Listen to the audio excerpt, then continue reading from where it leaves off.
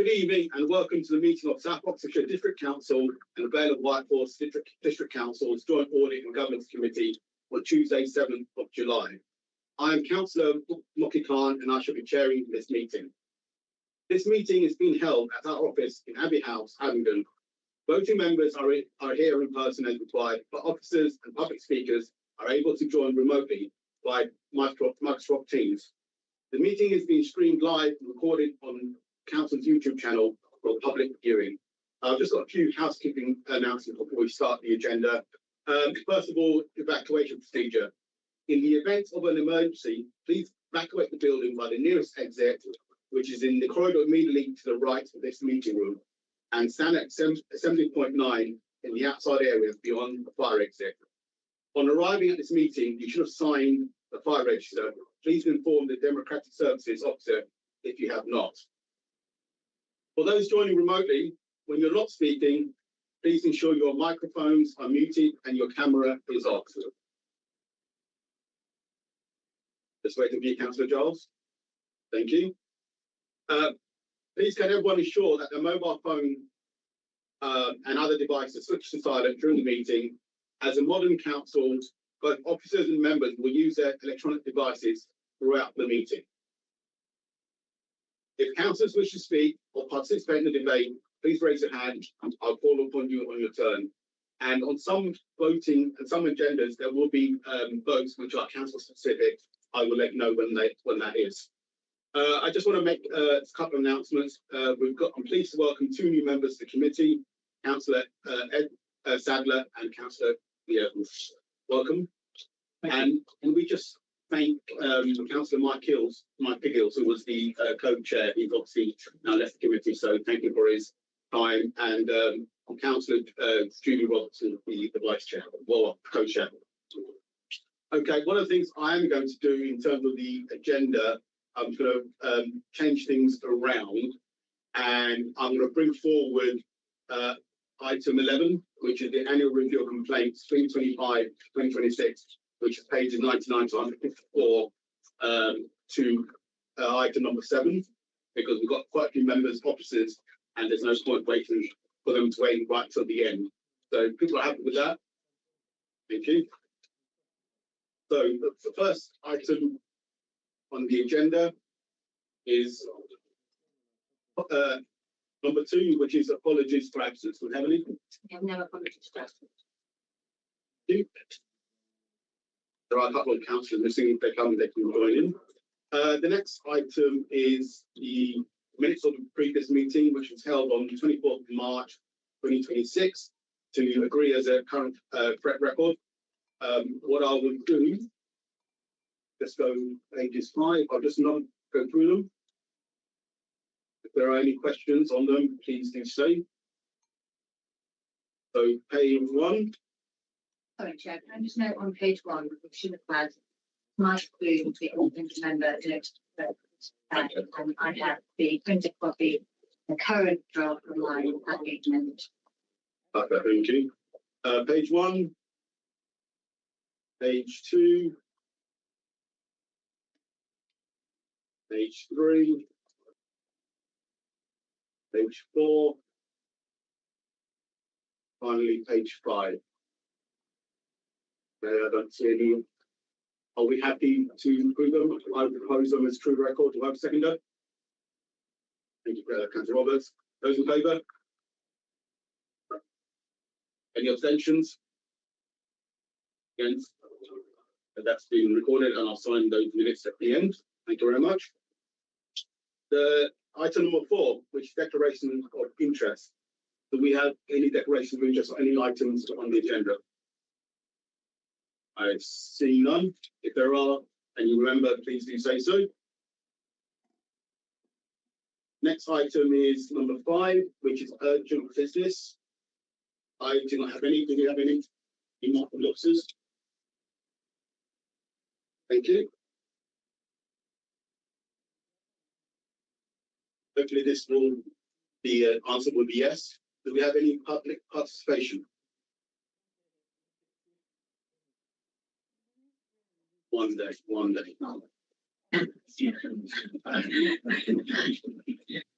Okay, now instead of item 7, we're going to ask for item 11, and I will ask the cabinet member to present the report. Councillor Woodlands, over to you. Thank you very much, Chair. I'm really pleased to bring this report to committee this evening, so thank you. For the annual complaints report 25 to 2026, this report and the attached appendices provide information on the number of formal complaints for each council received at stage 1 and stage 2 of the complaint process for 2025-2026. The data from the previous 5 years has also been included to enable comparisons and to identify trends over time. The report also covers complaints by service area, the nature of complaints received, the number of complaints upheld, and performance in responding to statutory deadlines in line with the Council's complaint policy and the Ombudsman's code of practice. Overall, the report demonstrates that both councils continue to operate robust and transparent complaints processes with strong compliance against the local government and social care ombudsman and housing ombudsman complaint handling codes. The report highlights improvements in complaint management following implementation of the new complaint CRM system, while also identifying areas where response times can be strengthened. The committee can take assurance that governance arrangements are effective, compliance with the Ombudsman codes is strong, and lessons learned from complaints continue to support better outcomes for our residents and tenants.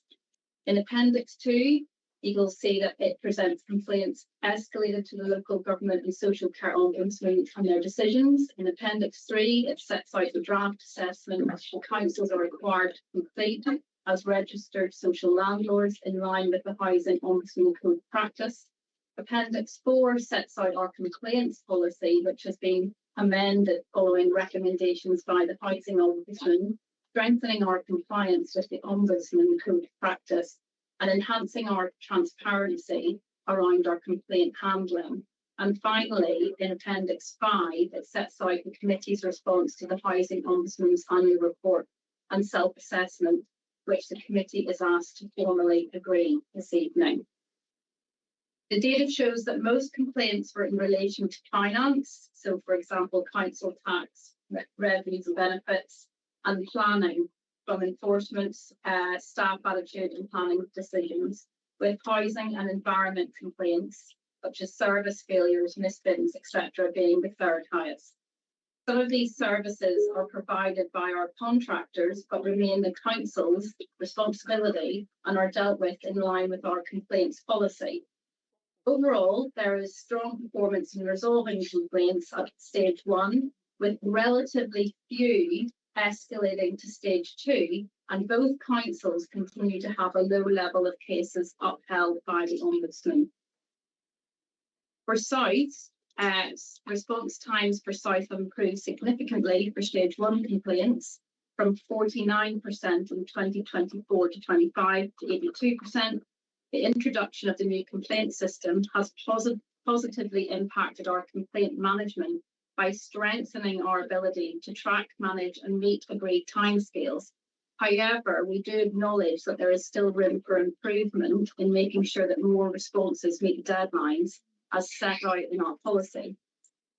Over half the complaints responded to were not upheld. This demonstrates as a council we are delivering services appropriately and are able to provide sufficient evidence to support the decisions reached.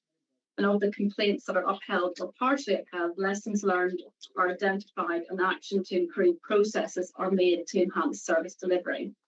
Actions taken such as officer training and changes to policy and procedure are recorded in the complaint system so that this can be monitored.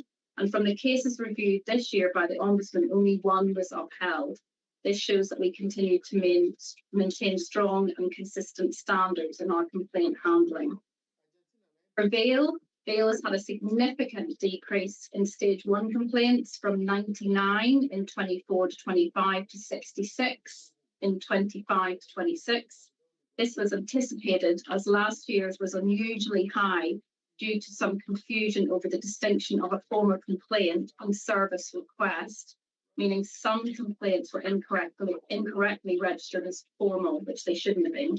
The new complaints system has positively impacted our complaint handling, with the complaints team now able to manage all incoming complaints and ensure that they are correctly assigned. However, we acknowledge that there is still room for improvement in making sure that more responses meet the deadlines as set out in our policy. Over half the complaints responded to were not upheld. This demonstrates again, as a council, a fail, we are delivering services appropriately and are able to provide sufficient evidence to support the decisions reached again. And then again, of the complaints that are upheld, we have lessons learned and actions to improve the processes to enhance service delivery. Actions taken again, such as the training and changes to procedure, have been recorded on the complaints system. And then the complaints that have been escalated to the Ombudsman have been reduced. Of the 9 cases reviewed this year, 3 were upheld, which is an increase from last year, but still at a low level, which is a positive and should be recognised. And can I just finish by saying I've had a really lovely afternoon actually sitting with the customer service team. So thank you, Sally, for introducing me and going through the processes and seeing the dashboard working and how it integrates. And I think we've done a fantastic job at getting it to where we are. So thank you very much to officers. Thank you, Councillor Edwards, for that, introducing our report and summarising that. Before I open it up, do any of the officers want to add anything else? Nothing to add. I'll open it up to questions. Councillor So two points. But firstly, I wanted to start and say congratulations, Group Chair, to the officers on the wonderful compliments section at the very end of the report. Those were really, really lovely to read, and they were really on the ground how it's making a difference. So thank you for that. My question is then, has there been any work to look at if there's a significant difference between the numbers for each of the councils? So naively, I would assume that as the teams have broadly joined, the numbers perhaps might have no significant difference. But if there was, I thought it might be helpful then to investigate why. Who would like to answer that? Yes, I think there is a significant difference. There are some small differences where one of the councils has seen an increase in a certain stage, but they're swing roundabouts really, and they are pretty small numbers compared to the overall number of transactions teams carry out throughout the year. So yes, I've reviewed a good chunk of them to see if there's anything different, and I don't see any trends coming out. I don't see any significant differences.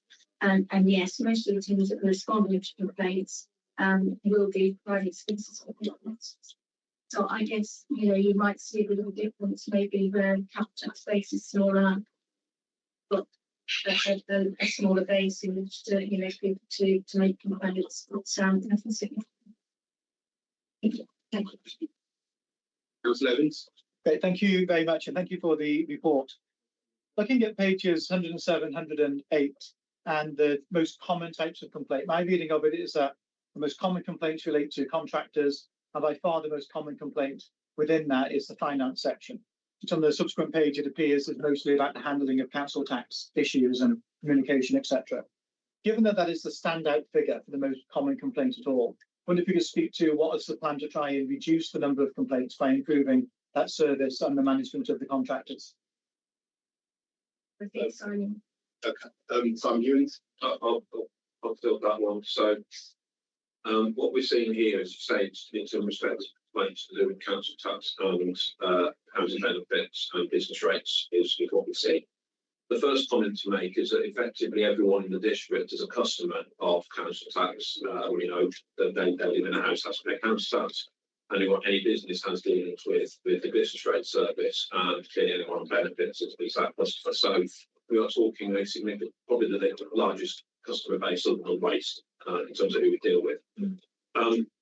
Many of the complaints that we see in that service come my way.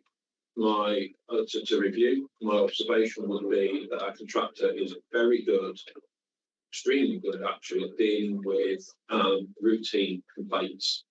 The ones that come our way aren't the routine ones. They're cases that I can't detect a discernible pattern in, and I look at them and think this isn't like the complaint I had last time. Sometimes there's a litany of, unfortunately, in some cases, there's a lot of errors take place in one complaint. In those cases, those are always gone back to through the contractor manager to address with staff. Sometimes the complaints aren't actually, people don't like the bill we send them, and there's nothing we can do about that. We've billed them correctly, we've calculated their benefits correctly, and they don't like the answer, and we sort of see those sorts of complaints.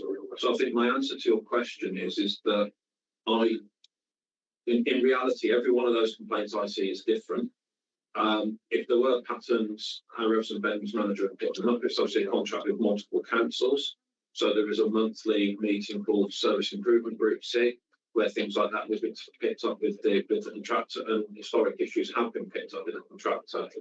But overall, we're dealing with a large base of customers, and very often the complaints are the unique one-off circumstances that do not apply across the board.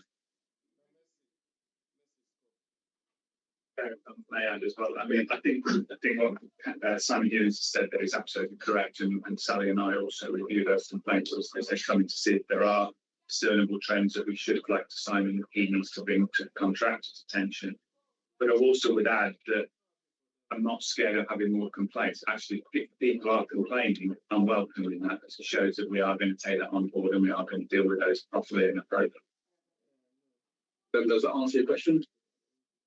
The only two comments I would make sort of in addition, I take your point that because everybody is a council taxpayer, there's a very wide customer base for this. But of course, as you mentioned yourself, the same is true for waste services, and waste services attract a lower volume of complaints markedly. So I wonder if you could speak to whether or not there are a trend that stands out about the delay in which it can take people to get their banding and to begin paying their council tax. So that's an issue that's been raised with me, particularly from people who moved into relatively new houses in Stanley-in-the-Vale, where they found that actually there was a very long period of time until they could begin paying their council tax.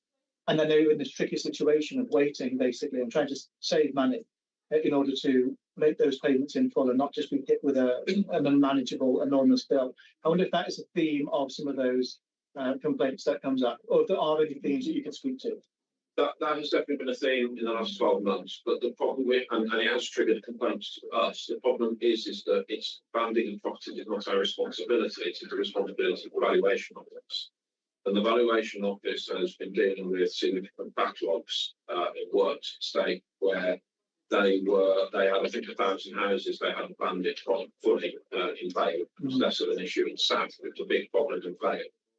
Now, the action, clearly, if we're aware of property, because very often the first time we're aware that someone enters a property is the property is where's my bins and so on. So we can identify from that and log on the system that the property is occupied, but we can't band it. All we can say to people is, you will get a council tax as soon as the property is banded. We raised the issue with the VOA, valuation office. We chase with the BOA on a periodic basis, but in the end, their backlog is something over which we have no control. So people are advised if they contact us or come through us to query where their council tax bill is, we will advise them to consider putting some money aside to cover the day when the bill comes. But on the day, if they are due to pay council tax on the day they move in, if they're not banded and we're not told for 18 months, they will get a backdated bill for 18 months. That's just the way the council tax regulations work. As I said, I've seen a couple of complaints that have been, why haven't you banded our property quicker? That I've gone through that are in these statistics. But in reality, the answer to those is, whilst we sympathise, there's nothing. It's not in our gift to band your property. Yeah, thank you. Any other comments? Yes, just looking at the stats for 25-26, which is what we're discussing here, we had one formal complaint about that very issue. As Simon's referred to, we've had since subsequently, which have got to come into this current year as well. Clearly, if you've got residents who are in that position, then by all means, put that correspondence through to us and we'll deal with it. Right. No, I appreciate that. Thank you. Any other comments, questions? Yeah, just one. Good to see that there's a comments area as well as complaints and compliments. Because comments often come from people who are reasonable, thoughtful, intelligent. They've got good contributions. Right? Some of the complaints will be that way as well, but some of them are just angry. So I'm just wondering what happens with those comments. Are they making them comment and we'll forget about it, or do we act on them? Because they usually, as I say, more thoughtful and constructive. I think Mark wants to come back on this. Do you want to go something? Go for it. So any comments that we would see through the website or ones which are some obviously they will feed back to their own staff and sort of positive feedback, and now people might make or making changes that they need to. Yeah, and we acknowledge them for the president of the if we have the contact details, we acknowledge them. Thank them for their feedback. How to say it's not massive numbers of them that with the website. So we check them quite regularly and feed them back to them. Also, we have a board in customer service. I was going to say, sorry, Chair. I wanted to add that the Sally has the a board up in the customer service area, and I noticed that when I did my stint there this afternoon that there's the comments up there to obviously post to the team that they're doing a good job, which I thought was really tremendous. Any other comments or questions? So on this question of new houses not having a BOA, can we not sort of be proactive and contact these new houses with supplying the bids and say they can open a sort of a temporary account with us, which we subsequently credited. I think it might be a bit complicated when you're accounting, but it's sort of it's on the side. Maybe a bit more than the complaints report, but unless I'm not answer it. Yeah, I mean, we certainly, I'd have to double check what direct communication we do, but certainly there is lots of information on our website. You know, if you're in that position, we can forward you to tell you that, but we can get that up as an observation. The one thing I would say is that the VOWH backlog has mostly cleared, so they put a lot of work in towards the back end of last year. The knock-on effect of that will be potentially complaints arising, but they have been resolved it to a large extent. Now, I think they have in their regulations, they have 128 days to fund a property from when they're first notified. They were over a year, but they're back within the 128 days now. Councillor Edwards, earlier on you said 50% of complaints are not upheld. But one of the things I want to know is the fact that someone's complained, it's been recorded, but are we learning why they're learning from that? You know, what there must be an issue why they're complaining. And also, in terms of complaints, are we actively seeking for people to give us their feedback? And also, I think complaints are good.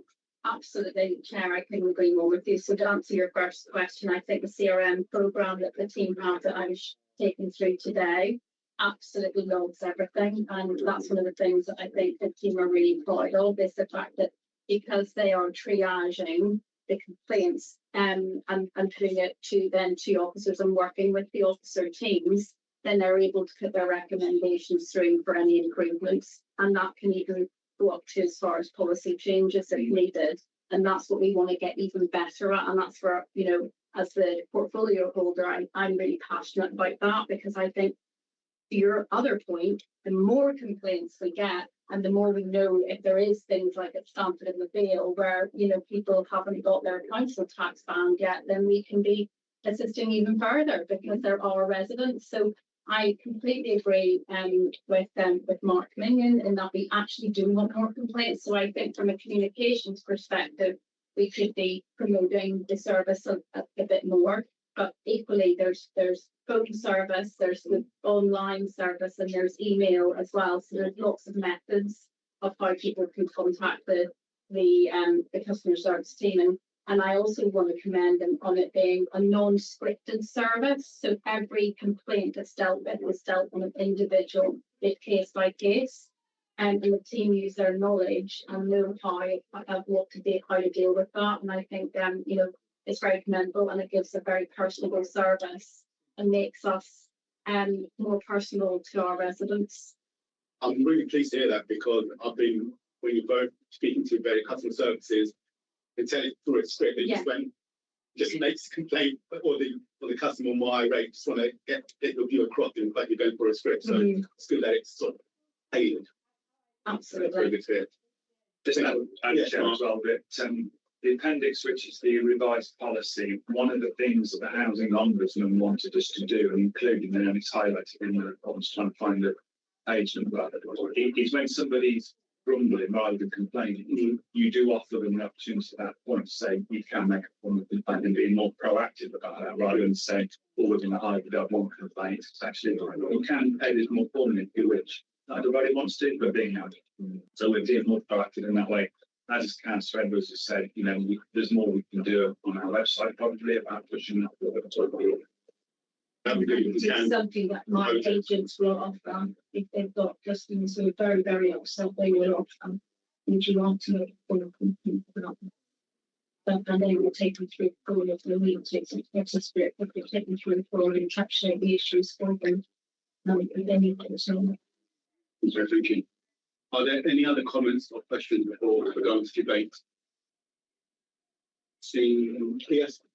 I was just going to make the point that the number of complaints going from the LGO has kind of gone up again a bit in the last year. I'm wondering, presumably if we're still learning lessons, but is there a trend to these complaints? Or We're going to just say what page number it's. That's 111. 111. 111. I think the data on 111, which I'll let colleagues get to, if you look at the LGO complaints there, we've included 6 years of analysis, and it just fluctuates markedly from 24 in 21-22 to 3 in 23-24. If I look across the average of those 6 years, I'm not overly concerned. And if you look at the last year, 9 prevailed.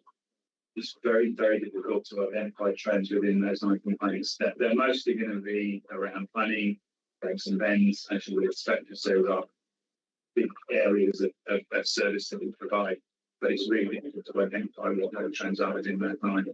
What my area of concern would be if those 9 were all upheld by the LGO, then I think there's some things we need to do. They failed from last year and they upheld 3, and looking at those, again, I can't identify trends within them.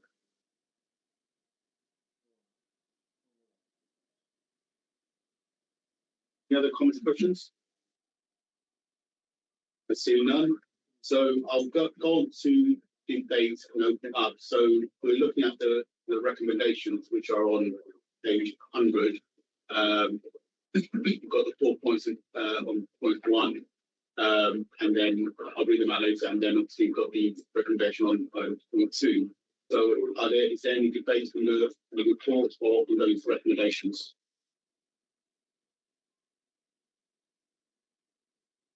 Seeing none.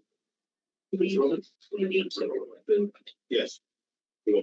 If there's no debate, I'll go on to reading out the recommendations, and then I'll call out for a proposer and a seconder. So just for the minutes, so the recommendations are: point 1, that the commission notes a formal complaints received in 25-26 and the council performance in responding to complaints against timescales set out in our corporate complaint policy and procedure shown in Appendix 1.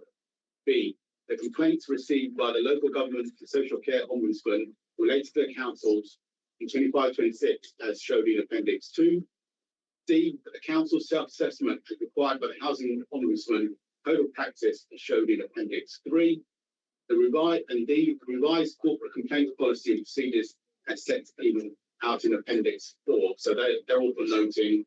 And then point 2, that the committee agrees its formal response to the annual report and the housing ombudsman self-assessment as set out in Appendix 5. So they're the things we're voting on. Do I have a proposer? Mr. Griffin, seconder? You can Councillor Gregonetti. All in favour to take all those in one block? All in favour? That's unanimous. So that's been approved. Vote for that. And thank you for introducing that report, and thank you, Councillor Edwards, Sally and Mark for attending. We're more than happy to stay until the end, but not just end. Very It's much. just- want to escape responsibility. Thank you. Okay, thank you. Thank you very much. Apologies for my lateness, Chair. I'm the man who didn't know the North Junction of the A34. We're pleased to attend, Mike. That's the main thing. Thank you very much. That's it.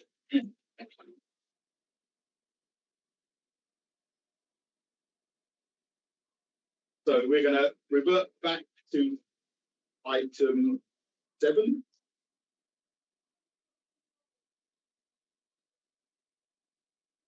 Is the statement of accounts for 25 to 26. There's an update.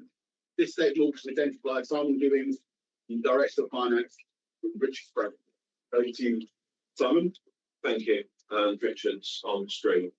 So, first of all, this report is in respect of the 25-26 statement of accounts. So, the statutory deadlines for the accounts were publication of the draft by the 30th of June, and the final audit needs to be completed by the 31st of January. This is under the government's build-back timetable.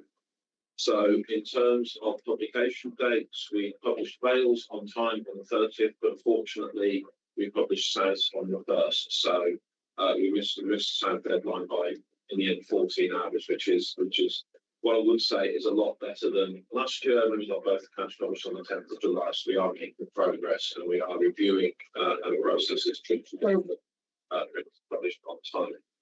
And also, just as a reminder, that as reported by Bishop Fleming when they signed off the last set of accounts, under build back, we are expecting these accounts to be qualified. So normally expect accounts to be unqualified.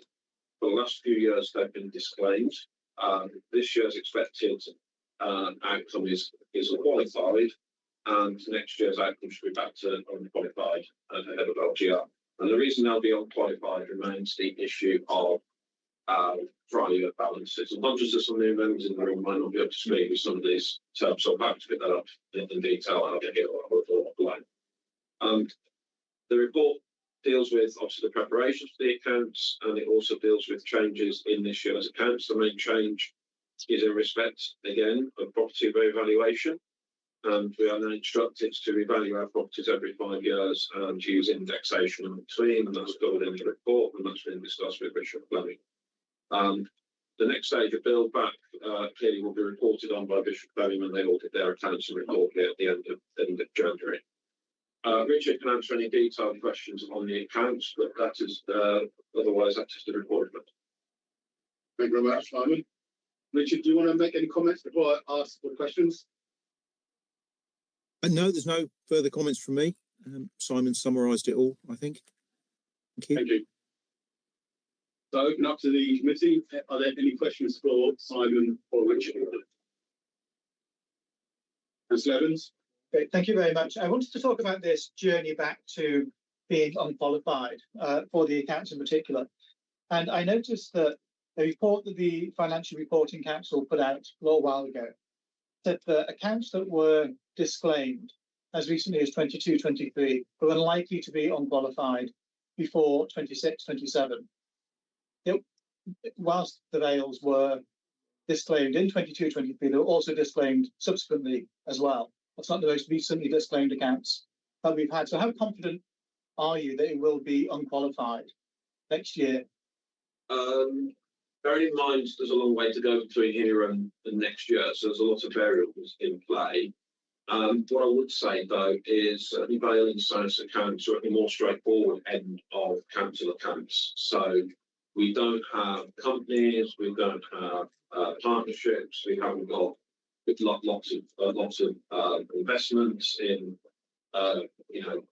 outside property or joint ventures or things like that. So we actually have pretty straightforward accounts.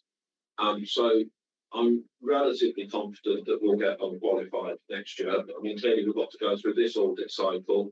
We've got to go through the preparation of next year's accounts and the audit of next year's accounts, all with the backdrop of everyone's favourite acronym LGR.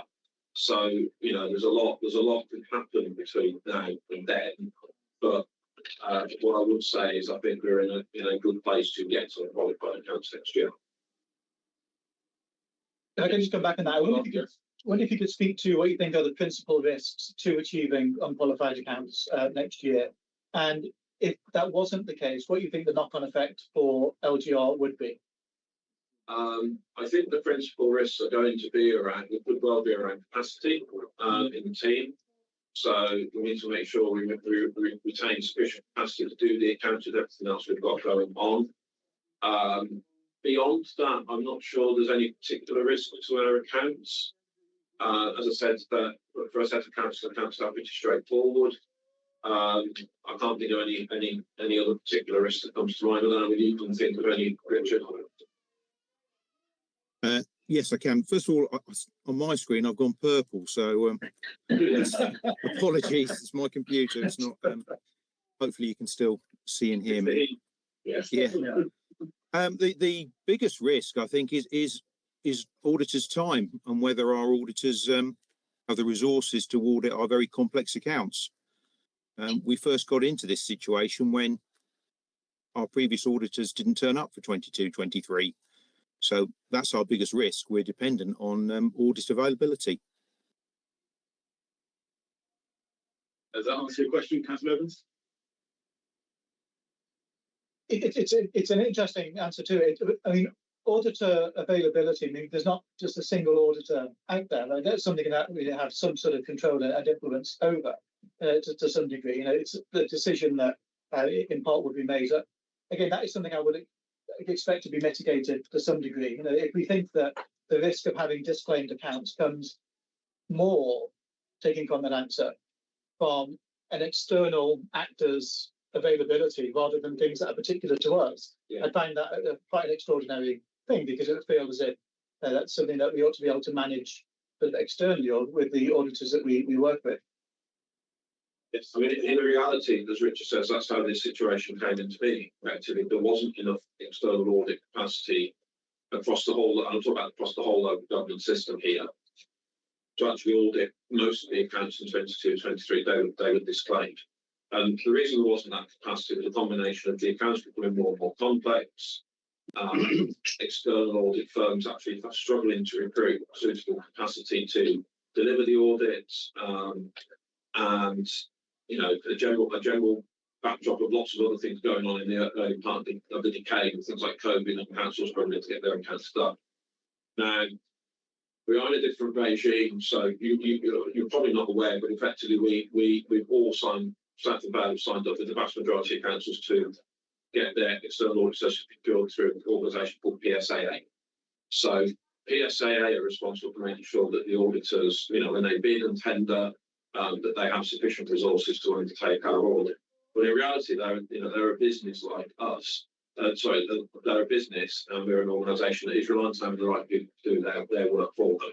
I think it's a valid question for you to ask the external auditors when the next comes to the committee, actually, is how will they ensure that they resource our audits alongside all the other audits they've got to do, to make sure that they you know, we get this unqualified accounts on time as per their trajectory.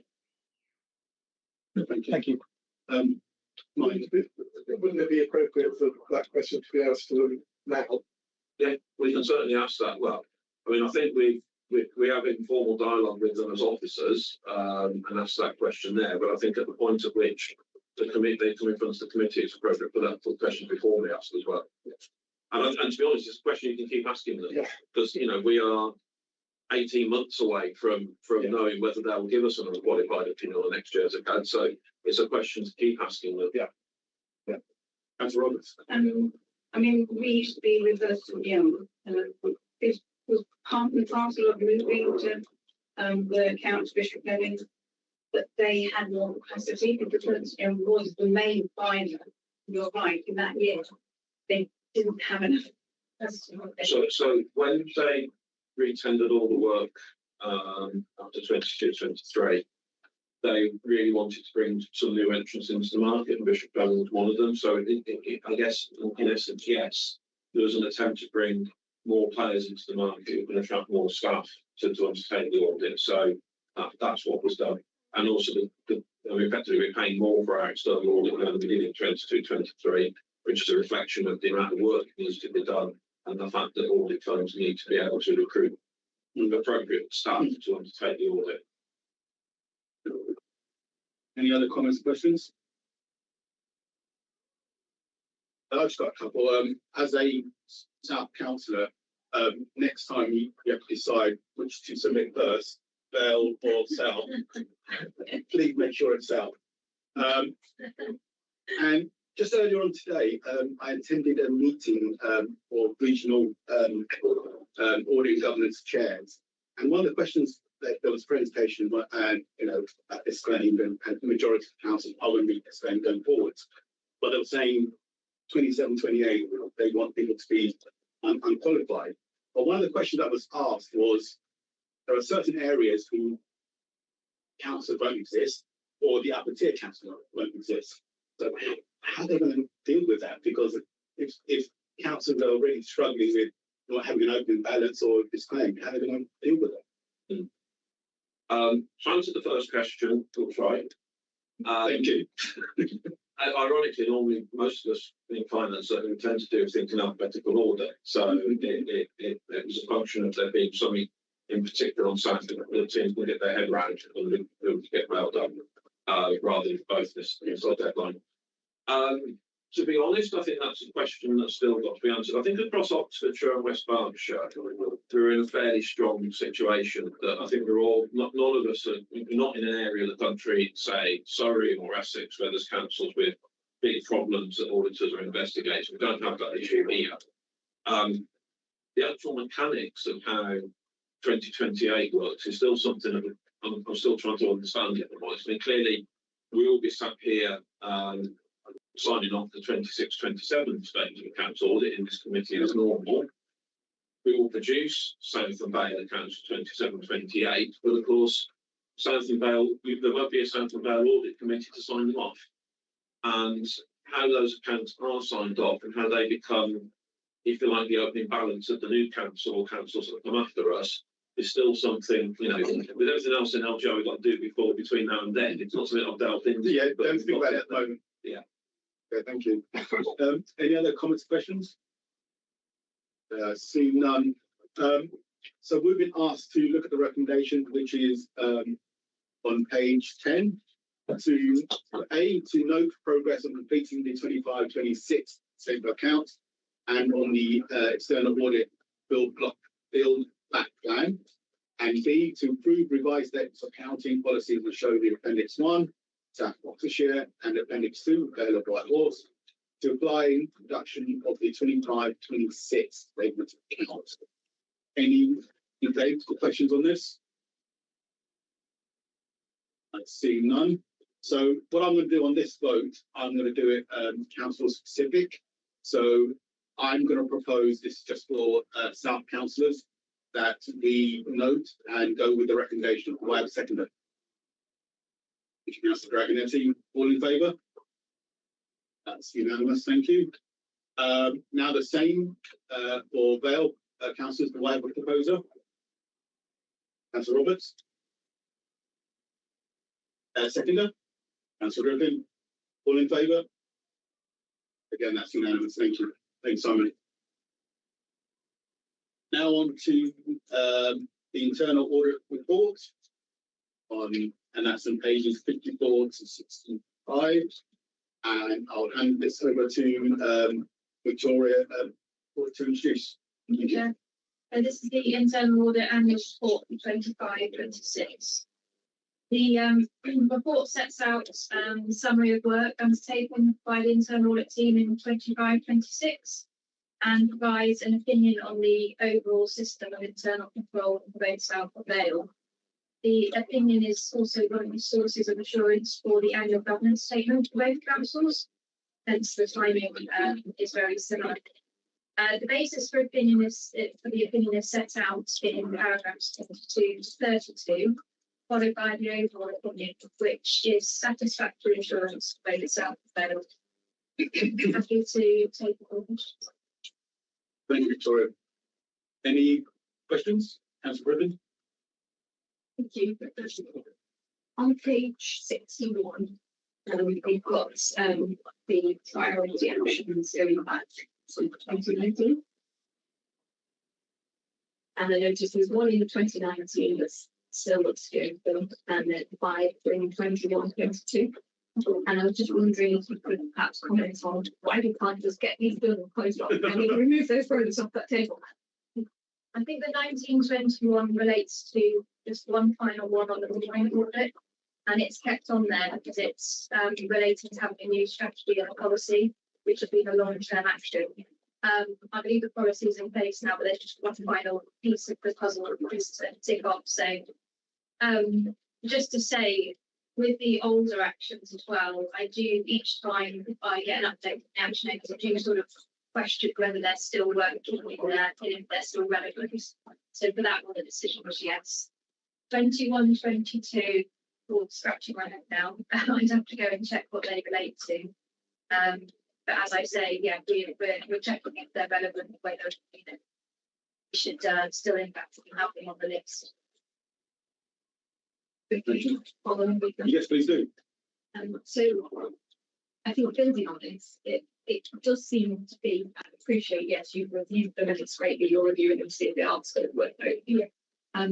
But maybe this is a bit idealistic, but it'd be good to aim for no open actions older than say 3 years. I don't know whether that's feasible or not, but I was wondering whether it was something that management could perhaps consider, or if it was feasible to go into say, I don't know what the technical term is, or when we don't have this council anymore, because all this exiting or something. When we go into that, to be able to say there are no actions that are only gone 3 years. Yeah, I would love that. In case personally, it's something that we're really focusing on now. My update will actually go into that in a bit more detail, where it explains that, you know, particularly this course, we've made significant strides in imposing quite a significant number of the actions. So we're getting there slowly. It's just still very much a work in progress, but the direction of travel is a lot more positive. Yeah.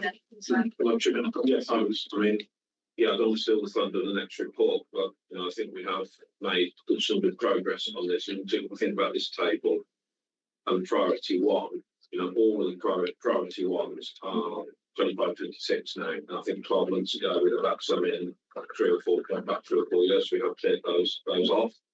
Your point about LGR is well made. I mean, it's an ambitious objective or stretch objective to have 9 when we go over. And that clearly is not going to, you know, we'll finish an audit probably 2 weeks before vesting day that will have recommendations that are not going to get implemented. But clearly what we want to see is a downward trajectory of these recommendations as we're processing. Any other comments or questions on this report?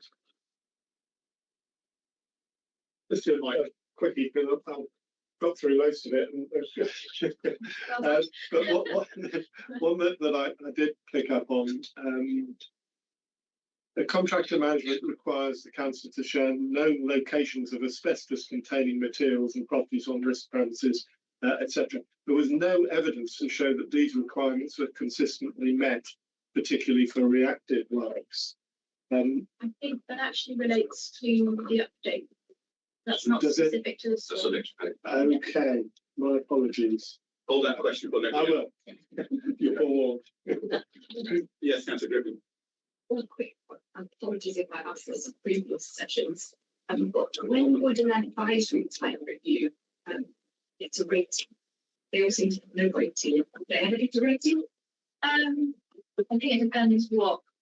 Normally advisory type audits are ones that we requested by directors, or ones where we're not providing the usual kind of compliance type audit approach. It might be just looking at one small aspect of an area or just giving some independent advice.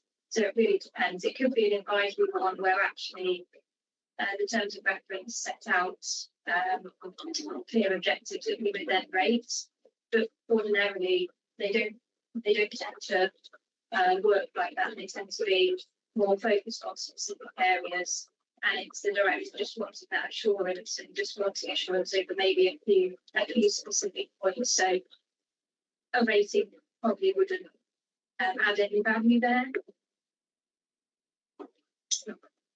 Any further questions? Councillor Roberts?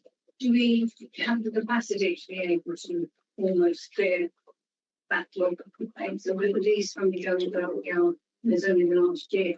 Because that's a factor that's come up over and over again with as we move towards LGR. Everybody's stretched with capacity, and I know some of the teams are sort of doubling everything, but have you got capacity to be able to do it? From the audit capacity perspective, yes, I believe that's okay. The time is spent in validating what we're being told. So there is an element of time taken to either go and re-audit something or check back to supporting documentation. So there is an element of time, but that's manageable. Can't really answer all the services where they've got the open actions. Although I can say that I've worked closely with the services, particularly the ones that do have quite a large number.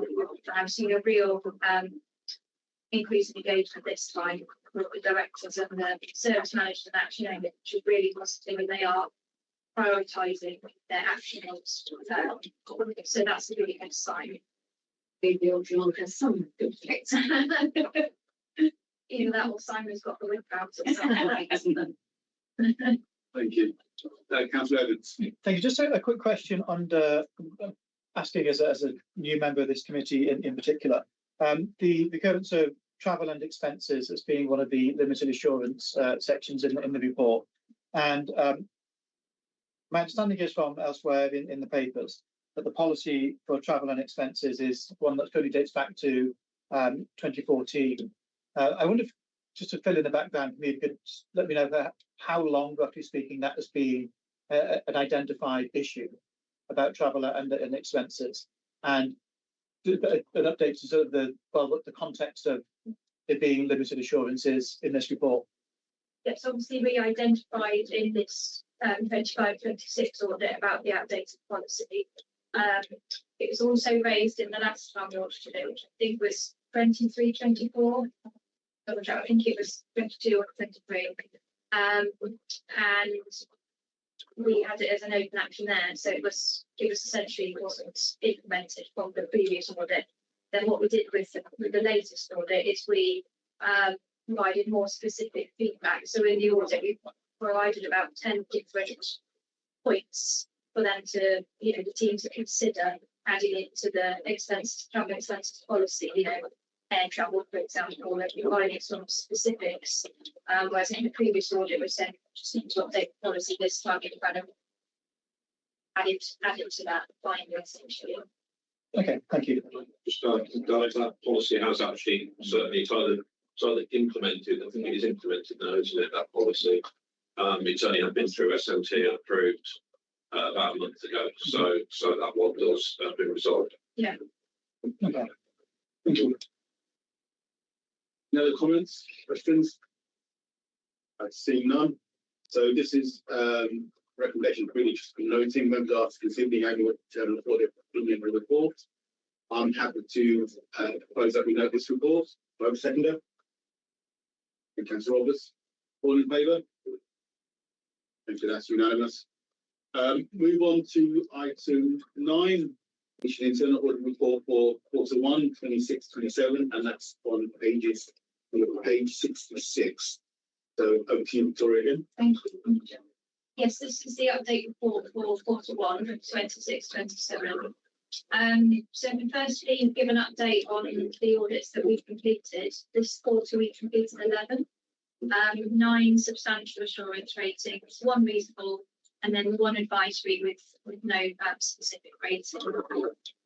In terms of the overall plan, again, I'll comment on it a bit more in the annual report, which is the next item, but there are 5 audits left to complete on this plan for various different reasons.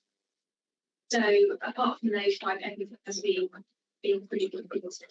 In terms of the ones that we completed this quarter, the key financials, how we approached them this year was that we did them all together and we reported on them about the same time. But actually, across the whole 7 topics, we only raised 2 priorities of the actions. So, really clean bill of health and the key financials. To be expected, to be honest, because we audit those topics every year. The areas where we did have actions were on the accounts payable. There's a new requirement coming on the Procurement Act. So our recommendation was around having more an established timetable and formal process, which has now been implemented. And then on the national NNGR audit, we observed some slight delays processing liability changes, particularly at busy times. So our action was to just be aware of that and make sure that those busy times around active billing are managed appropriately. But other than that, in the health, which is really good. And then payroll received substantial rating. We only raised 3 priority 3 actions again. A real improvement on the last time we audited it. So again, each time we're coming back, we're seeing improvements. The areas where we did have recommendations around having more formal user access review of users to resource link, checking them against current employee records and making sure their access was removed. And also strengthening the payroll reconciliations to have more formal evidence of review, preparation, and audit trail for any variances or actions that were taken. And then finally, we suggested having a policy for the buyback of unused annual leave. We were unable to really audit what the requirement, what the rules were. So particularly on any limits to days that we brought back essentially and ensure that it's fair and standardised. Our advisory review was the next audit was the neighbourhood planning, which received substantial assurance rating, and we found no actions there. So that was really good. We audit. And then the housing landlord received a reasonable audit. This was essentially different to the housing compliance audit we did in 2024, but I guess a follow-on from that audit. And overall, we saw really good improvement across the board. We did raise a number of actions, and I've highlighted the 2 priority ones that we raised. So the first one was a landlord gas safety record is required annually and prior to relet. So all properties that we reviewed have certifications in place, and boilers were serviced and inspected. However, there was inconsistencies noted on the boarding of the gas supply tools. So this action has now all been implemented, which is great. We've checked those that all our recommendations are now closed. And then the second of priority 1 actions was to have written damp and mould summary reports. They're required to both council policy and under the hours. We did see evidence of achieving completed and issued patents. In addition, there were no formal KPI requirements in place to monitor damp and mould response performance. So I think raised pre-action was one of those that's been completed, and 2 were very much in progress. So yeah, really good engagement on those actions, which is great. And then in terms of the management actions, again, the engagement I've had from action owners this status round of follow-up has been very good. Received timely and detailed updates from almost all action owners. We've closed 95 this quarter, with a further 75 due to be closed or validated by us, essentially when the evidence was received. The total number of open actions was reduced to 117 to 231 in March. We're also in a better position with the priority 1 actions. The report is now outdated. We've got just the 4 priority 1 and past due actions open because the Abbey House wasn't closed since this report was prepared. So that number's come down further. And in terms of these priority 1s, we know exactly where we are with them. We're having regular updates from action owners, and they're demonstrating, really good engagement and implementation of the actions. So our focus this quarter was on, I think we said last time we were focusing on priority ones, but this time we were focusing on priority twos, and they've also reduced, come down by 58 to 84 and 2 last time. So yeah, general trend to your point, it's coming down, it's slow, but it's getting there. Unfortunately, we're also raising lots of actions as we go. But yes, we are getting there. So sorry, that was quite a long introduction, but there's quite a lot in there. I'll take any questions. No, thank you for that really detailed and comprehensive summary. I'll go to Mike before I go to anybody else. Mike? Sure, yes, it's just picking up on the asbestos thing, because the damp and mould is sort of very easily identifiable. Asbestos doesn't get the same publicity now as it used to, and it's quite a significant thing. So I just wondered what sort of response or action was happening with that being raised. Yeah, so I think we had 3 actions to retain evidence of tenant communications and to have some KPIs around the damper model, and also review and define that more bit of summary reporting process and responsibilities.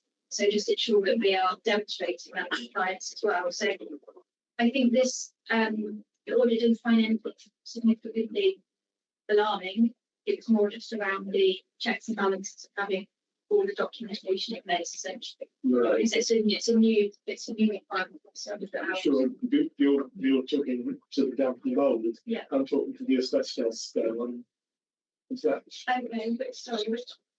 Well, on page 88, we've got the contractor management routines require the council to share known locations of asbestos containing materials and property on the risk premises registers. Contractors must also provide task-specific risk assessments and method statements prior to the commencement of any work. There was no evidence to show that these requirements were consistently met, particularly for reactive works. Reactive works, I'm taking to be things where it's discovered on site. It's the third bullet point down on page 88. I'm assuming that the known locations are where surveys have been undertaken before, and the reactive ones are when they're being discovered, presumably when works are being done. So I'm just wondering, as I say, there seems to be a lot of focus on damp and mould, appropriately. Yeah.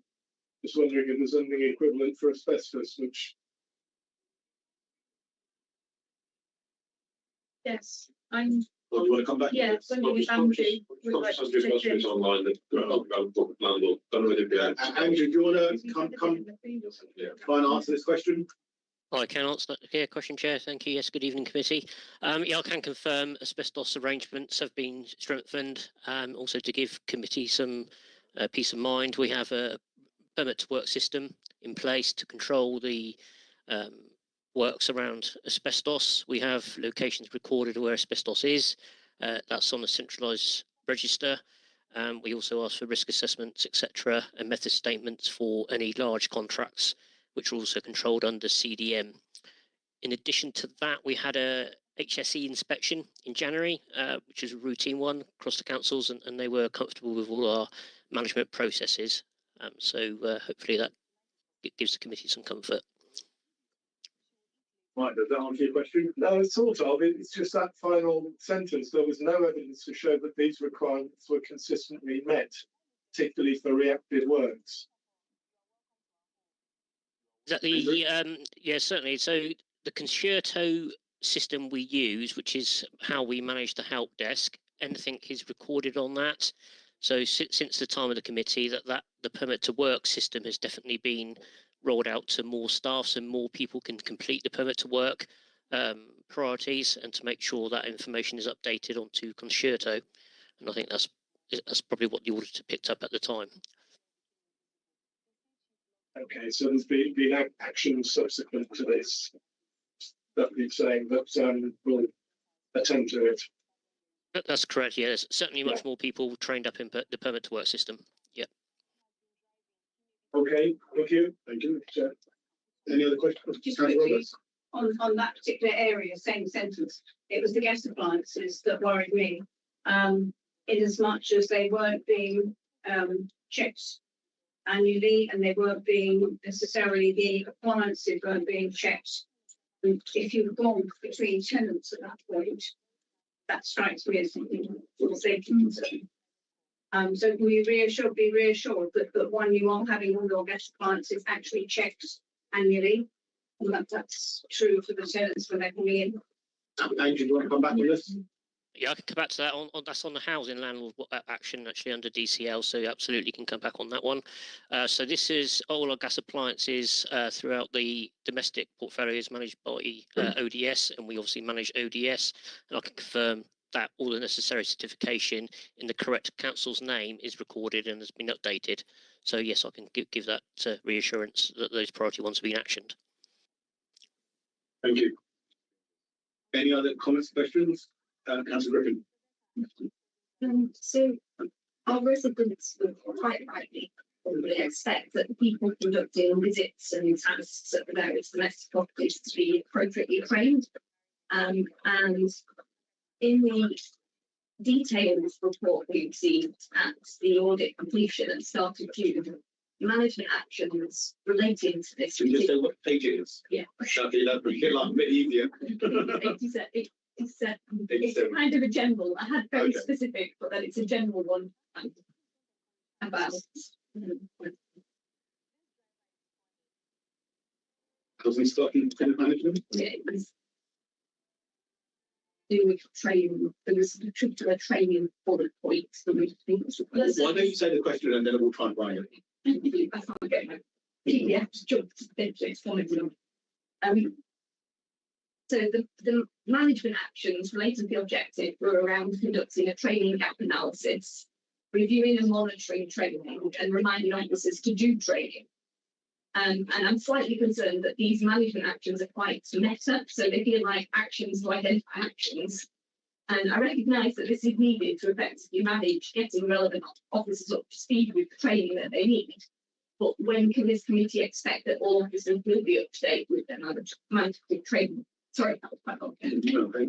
Yeah, I think you're referring to the first action of the report. So I can come back to you because it might be that it's a work in progress or it's been updated, but I need to just go and check the details. So I think I can come back to you on that one. Yeah, just come back by email. Yeah. Right. Thank you. Councillor Dragon, yes.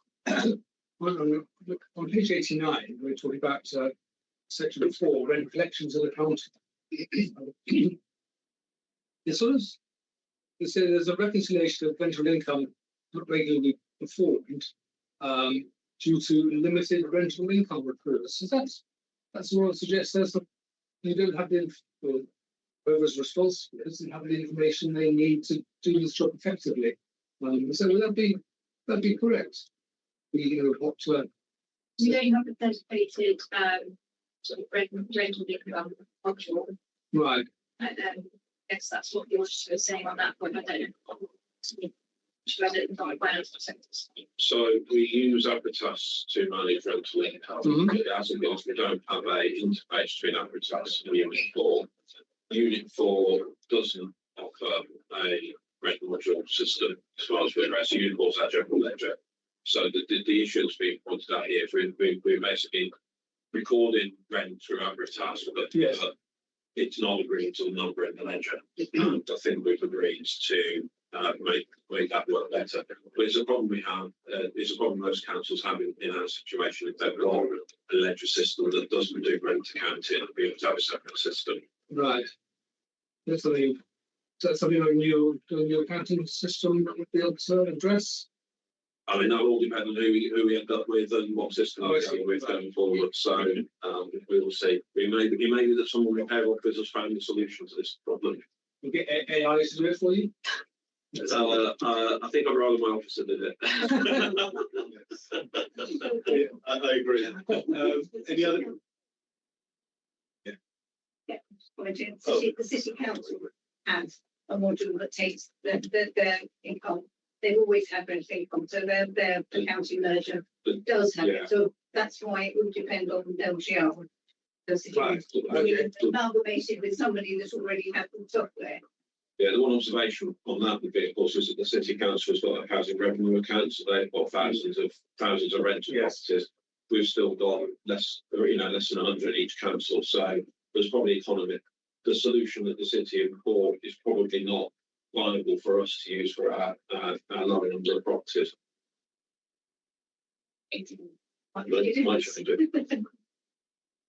Is there any other questions or comments on this report before I move on? I see none. So again, recommendation is review the results of recent internal audit work to monitor progress and management actions. So that's the recommendations. I'm happy to propose that. I have a second. Roberts, all in favour? No, thank you very much. Thank you. We've now gone to item 10, internal audit plan 26-27, and that's on page 19, the report. And over to you, Victoria.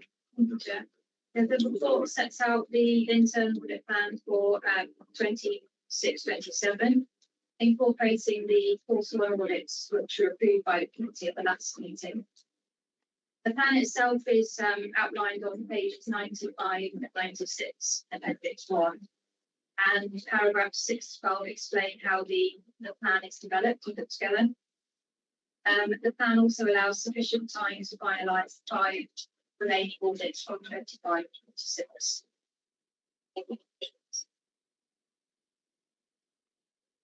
Yes, Mr. Rose. Okay, thank you very much. You've just mentioned then the 5 outstanding audits that are still at the field work stage, mentioned in paragraph 20. Just for clarity, was it the original intent that they would be completed within the year? Yes, yeah, there are specific reasons why those 5 are currently outstanding. There was one audit that we brought forward from 26-27 to accommodate an officer retiring. And then site visit audits that we did in 25-26 turned out to be much larger than anticipated. They turned into 3 full audits instead of 1. And also officer absence and pending an investigation on one of them. So there are specific reasons, but yeah, our intention was to complete them within the year. If I could come back on that, that's very useful, thank you. I mean, they sounded to me like things which could reasonably happen in any year. Which I've taken and noticed things that have happened. But I note on page 99 in appendix 3, it looks as if the capacity for this work is the same as it was last year, particularly the 1,040 days as total available days for the work. That would lead me to think that if the capacity is remaining the same, but in the previous year, reasonable things meant that 5 projects weren't completed within the year, for the year ahead would either end up with fewer audit reviews, having to have a more efficient process for audit reviews, which might be a welcome thing, or that we would likely carry on having backlogs and push those backlogs into the next year. Is there one of those that you think is going to be the case, or more than one, or is there something that I'm missing? I wouldn't be too worried by the total number of audits. So all of varying size and complexity. There's actually quite a few on there that are very small couple of day audits. So although they look the same on the plan, one could be very involved to take several weeks, but another could take maybe a few days. So that's taken into consideration as well in terms of the plan. I think that helps to answer the question. If I may, just on how confident are you that if the capacity is remaining the same, and last year there were 5 projects which carried on into the next year, how confident are you that even factoring in that backlog plus the new work plan for next year, but actually we won't just be carrying another backlog into next year, that this plan will be achieved in year? So it's factored in the previous year's audits, as we've got 142 quite scheduled those in. So the 26 with some ones where it started until later. So it's all been mapped out across the year. And it's still a best estimate because you never know how the audit's going to go. You could go a lot more, you could find something that would take a lot longer. But based on my sort of experience of doing these audits and how long they take for, I feel that's my best estimate what we need to complete in a year and what we have to do. So things do happen, but yes, I'm not setting us up to fail if that if that makes sense. Thank you. I wonder if I could ask one on a different theme, if that's okay. Please do. It mentions in paragraph 21 about the impact of LGR, which I know is an unknown thing, but hopefully something we'll get some clarity on, at least in this month. I wonder if you could give some examples of what might be contingencies related to local government reorganisation that may lead to this plan having to change. Well, I suppose from our perspective, our aim is to audit everything in a relatively decent amount of time, so not have audits that we haven't looked at in 5 or 6 years. So that's our aim. So that adds an element of potential extra work to audit areas that we might not ordinarily pick up because they might score quite low from a risk perspective. But actually, we want to ensure that we've got a good understanding of where we are across all our audit topics. So that could add an element in terms of additional work for us. And we've got to be mindful that everybody else is going through LGR as well. So it might be that we come across challenges with availability of officers trying to audit topics. So they're busy in prioritising their LGR work as well. So that's something to be mindful of. And thirdly, there might be additional LGR related tasks that we get asked to do because we're in that independent position. We don't quite know what they might be at this stage, so that's a risk of unknown. And I can only add on that, just literally I was looking for something else, but I found it in paper I was reading this afternoon. 2 examples where we might call on an internal audit during LGR. One is, depending on how things progress and the amount of capacity that's taken up in the organisation, we may see a higher chance of risk in certain of our procedures and processes if we want internal audit to go and review. And the other one is, we'll be setting up new councils, potentially new policies, new procedures, and that's an area where audit would do an advisory role across councils. The other thing that there are opportunities with LGR here. We've already started cross-working, so as part of that, Victoria's already met her colleague internal audit managers across Oxfordshire and West Berkshire, and as we progress towards vesting day, there's a real opportunity there to use the wider team to help us all through that process in terms of all the internal audit work that's going. Sorry, very last thing for me, if that's for me, Chair. Just one more. But just we asked that. Has anyone else got any questions? Got one. But yeah, if you finish yours, then I'll come to you, Mike. Thank you very much. That was a very useful pair of answers. Thank you for that. Does that not suggest that 26-27 would be a year in which we should have more capacity for internal audit, not the same as last year? It's under constant review, to be honest. So across the, I think it's probably fair to say we're in a holding pattern, where we understand what the decision is. The decision, depending on which decision's taken, whether it's 1 UA, 2 UA, 3 UA, or the government's own version, they all have different resource implications. So I think it's something like, once we get out this holding pattern what we're doing, we can start to think through what resource we actually need, because any potential additional resource we need in any team, including Victoria's, will be different depending on those scenarios. But again, depending on those scenarios, it might be we can look to the wider pool of people we're going to be working with to help with that. Okay, thank you. Thank you, Councillor Evans. Mike. Yes, the list, we've got item number 12, counter fraud and fraud risk register, which you've got down as advisory. I think there's one other exception, everything else is audit, and that's advisory. Could you just explain that a bit? The difference and why that has been selected as advisory? So that one actually came about from my networking with the other authorities, where we all sort of compared notes on how we do things, and it flagged up some questions about how we maybe approach certain things in terms of the corporate fraud register. So I put this on the plan because I'd like to explore that a bit more and understand what the counter fraud to exceed what we do in terms of corporate fraud, how we identify it, how we define it, and assess the need for fraud risk register. So it's not like we're going to audit the corporate fraud team. It's more of a review where we're working together. So that puts it more into the advisory type Okay, which might getting LGR, so which might lead to a different policy and a different shape of the team, which you might need to audit in the future. The advisory bit leads to something else. Yeah, it could be again wrong. Makes sense. Thank you. Roberts. Just got a very quick one.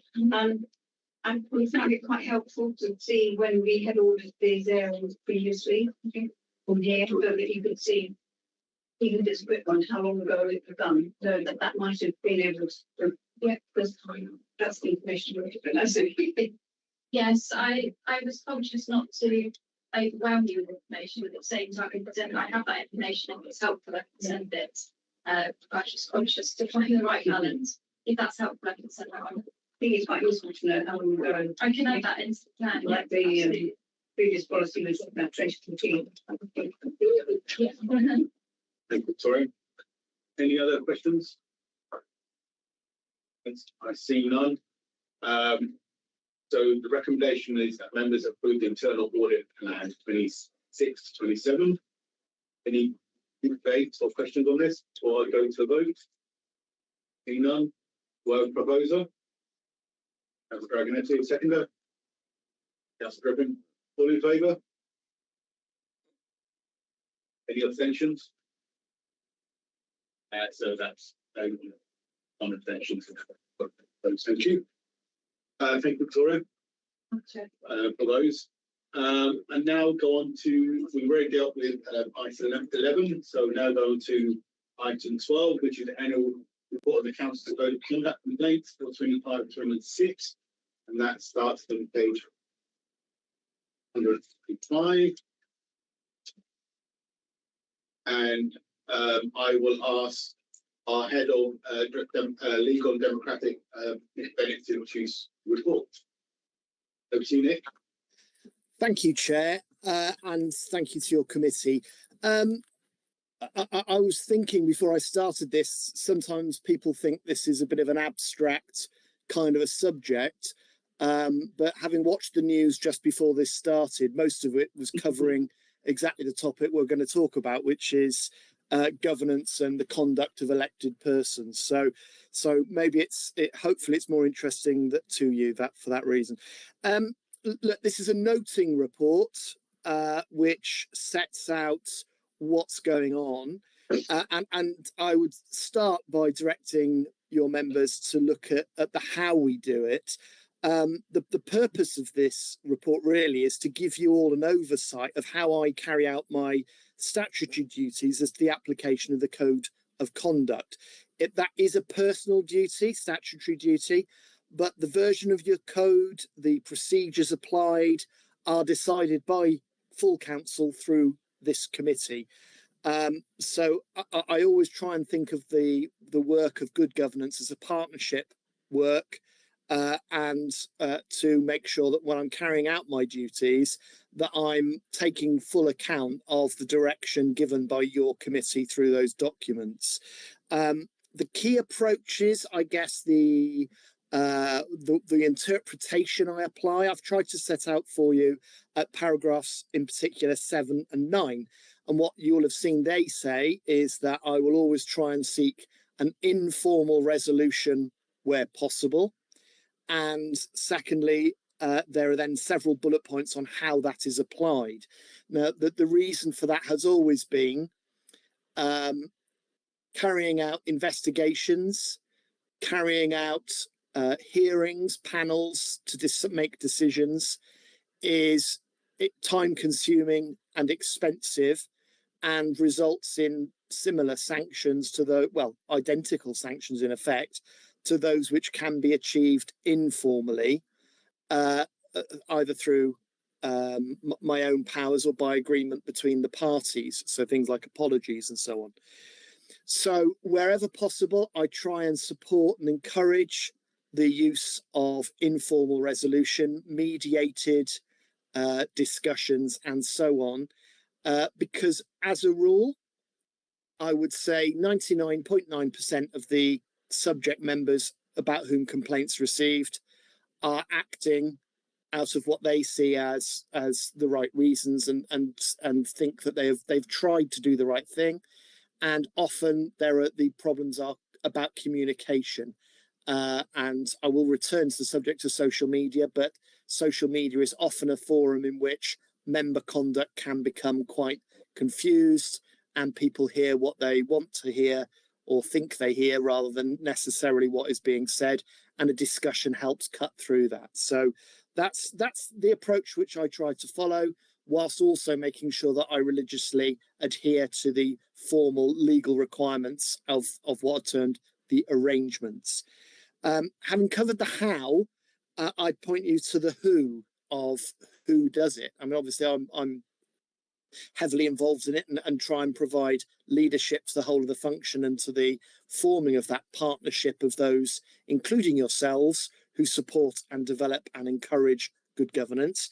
But also, you'll see at paragraph 11 mention of the independent persons. We have 6, one of whom is in the room with you, Mr. Boone, and but all of whom are invaluable as participants in the process, particularly, I would say, on the informal resolution side of things, where their external nature, their external expertise, they're not being direct employees of the council and so on, makes them a voice which is well respected and is helpful to the persons making complaints and those who are being complained about.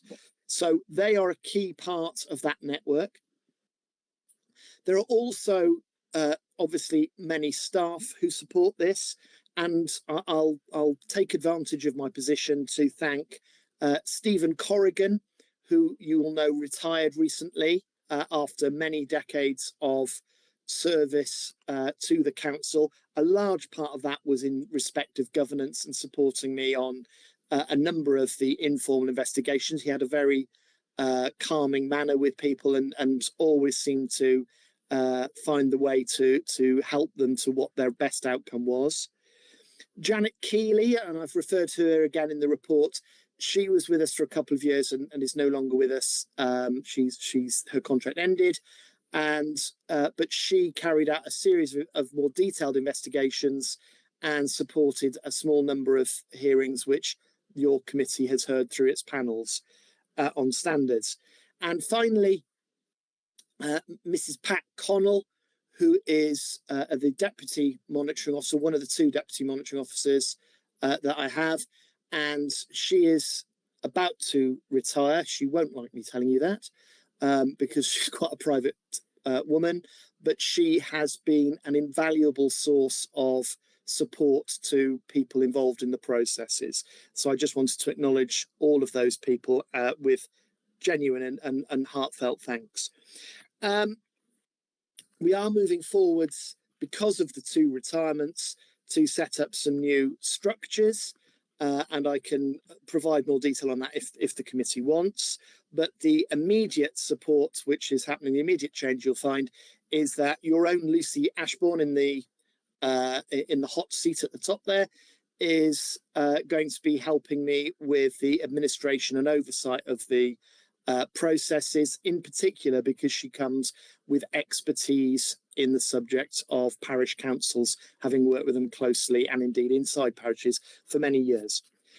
Moving on to the key data, there is an appendix there which is clearly an anonymised appendix, which tries to deal with, as I say, the escalated issues, the escalated matters.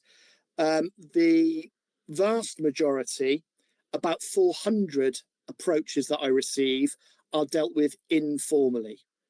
It's hard to be more precise than that because of the nature of them. There are sometimes telephone calls I get, but looking at emails, looking at my day logs, which I keep, it's just over 400. I think approximately 430 was the number I came up with, which is quite a rise from last year, but reflects the increasing emphasis upon attempts to deal with things informally by agreement of the complainant. The matters in front of you, I'm perfectly happy to discuss any of the specific matters, but Chair, I think you know I need to be extremely cautious about them as this confidentiality applies. So if your committee wanted to look in more detail at that report, I would suggest we perhaps leave it until the confidential section, the part 2 section, which you may invoke later on, I don't know. But if I can answer more general and anonymous questions about the people, the processes, and how I've been applying myself this last year, I would be absolutely happy to. So I'll leave it there, Chair, if I may. Thank you very much, Nick, for introducing that report and giving us a summary. I will go to questions. I'm a person who prefers not to go to confidential session, but if there are any specific questions that you need further detail, then I will, and we'll leave it to the end. But you can keep your questions general. But if you need to go specific, I will go later, but I prefer not to. I like to have all the discussions in the open. So any questions? Just a very quick sort of thing to make sure I understood it correctly. Was that 430 informal approaches last year regarding the councillor's code of conduct? Yes, and that's a very general score in that it includes things like parish clerks getting in touch and saying there was a bit of an argument last night. What's your thoughts on how I should deal with this? Inquiries from people who are complaining, who are saying, I've seen this, is that right? Through to actual, I'm thinking of complaining about this, and then me going away and sort of talking to the subject member who's had a complaint, an informal complaint made about them at that point. It also includes things like people asking about how to fill in the form. So that is quite a big number, and it's a substantial increase from the year before. But it also might be because last year there was some discussion by your committee asking me to try and keep tighter numbers because I was fairly general. So I've done that, but it does mean the numbers get bigger because I'm including a lot of fairly minor discussions. Thank you. Thank you. Councillor Gifford. Can I just follow up on that, just to get a bit of clarification? You said about councillors, but that, just to clarify, is all councillors, district and parish councillors. Is that correct?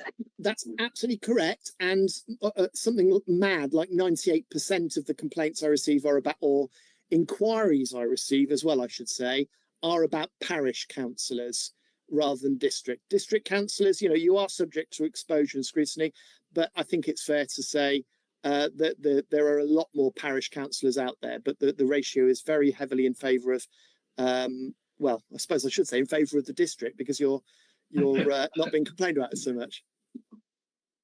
So, just roughly, off the top of your head, do you know how many parish councillors there are in the area? Just to kind of give us a feel for what that is. That's unknown. We've got around 38, 40 parishes, and each of them will have between 7 and 15. So I can't do that maths, but everyone look at Mr. Hewins and put him on the spot. It's several hundred. There's a lot. Yeah. And there are a lot of vacancies. Thank you. Any other comments or questions? Yeah, I was going to out myself as an independent person for complaints as well. My question is about resourcing, really, Nick. Because I've got some insight into that, I'm aware of how incredibly time-consuming the complaints are. I assume that they continue to increasingly be behavioural matters rather than other things, which is a change from how things used to be before. These behavioural matters that go on during council meetings are also extended into the complaint itself. So the amount of time that is spent on it is not strategic time. It's nose to the grindstone, hard work and focus and so on. And I just wonder, with the departure of Janet, who was very, very proficient, very good at what she did, whether you've got the resources to cope with it all. So all three of the persons I named, their absence will be very difficult for me. because, as you say, the complaints aren't reducing, if anything, increasing. I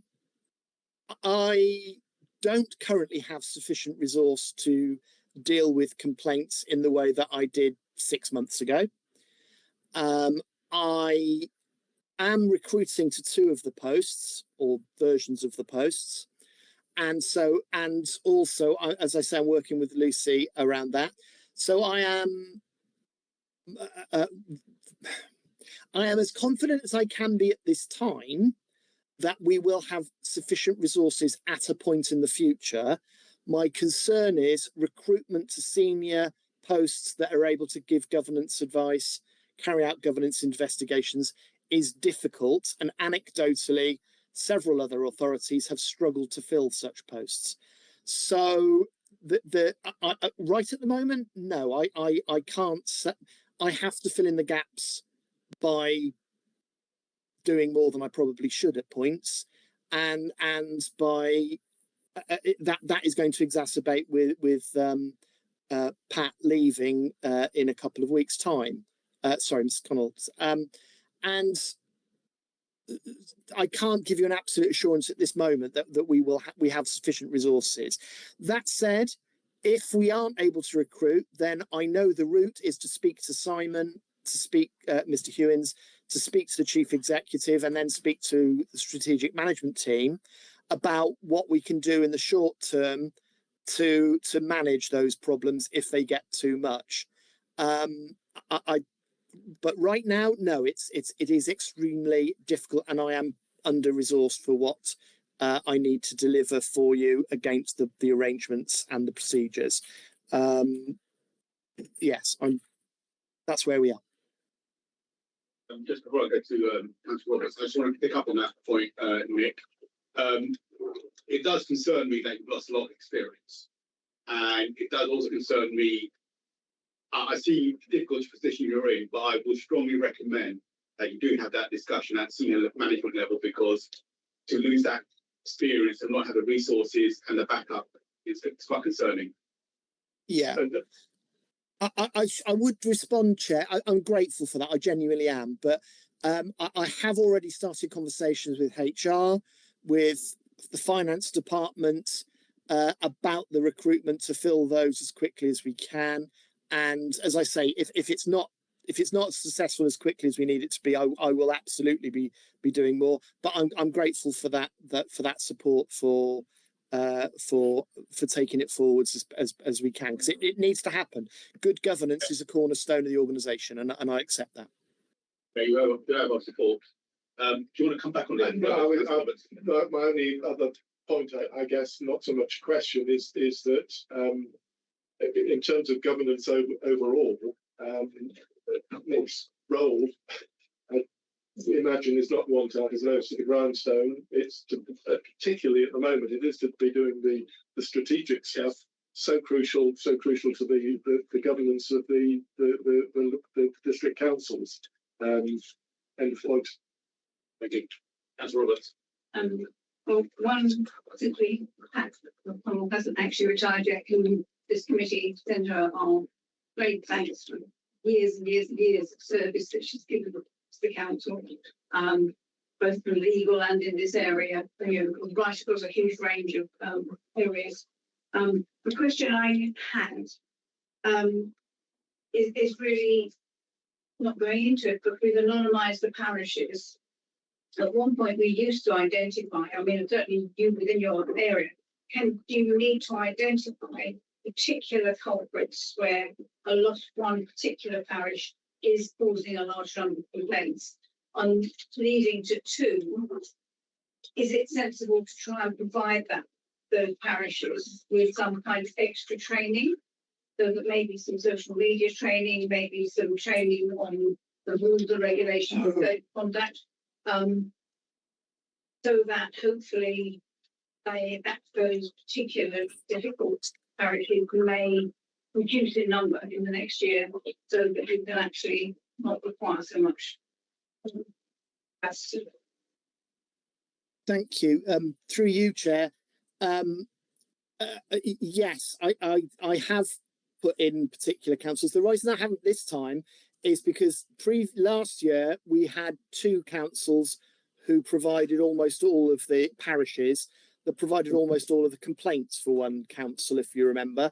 The second point is that, and I'm trying to put this very sensitively, one of the parish clerks has said to me that a particular councillor was almost seeing complaints as a badge of honour and was sort of encouraging others to look at the fact that there were several complaints about that parish, and I didn't want to do that. Now, but you're absolutely right.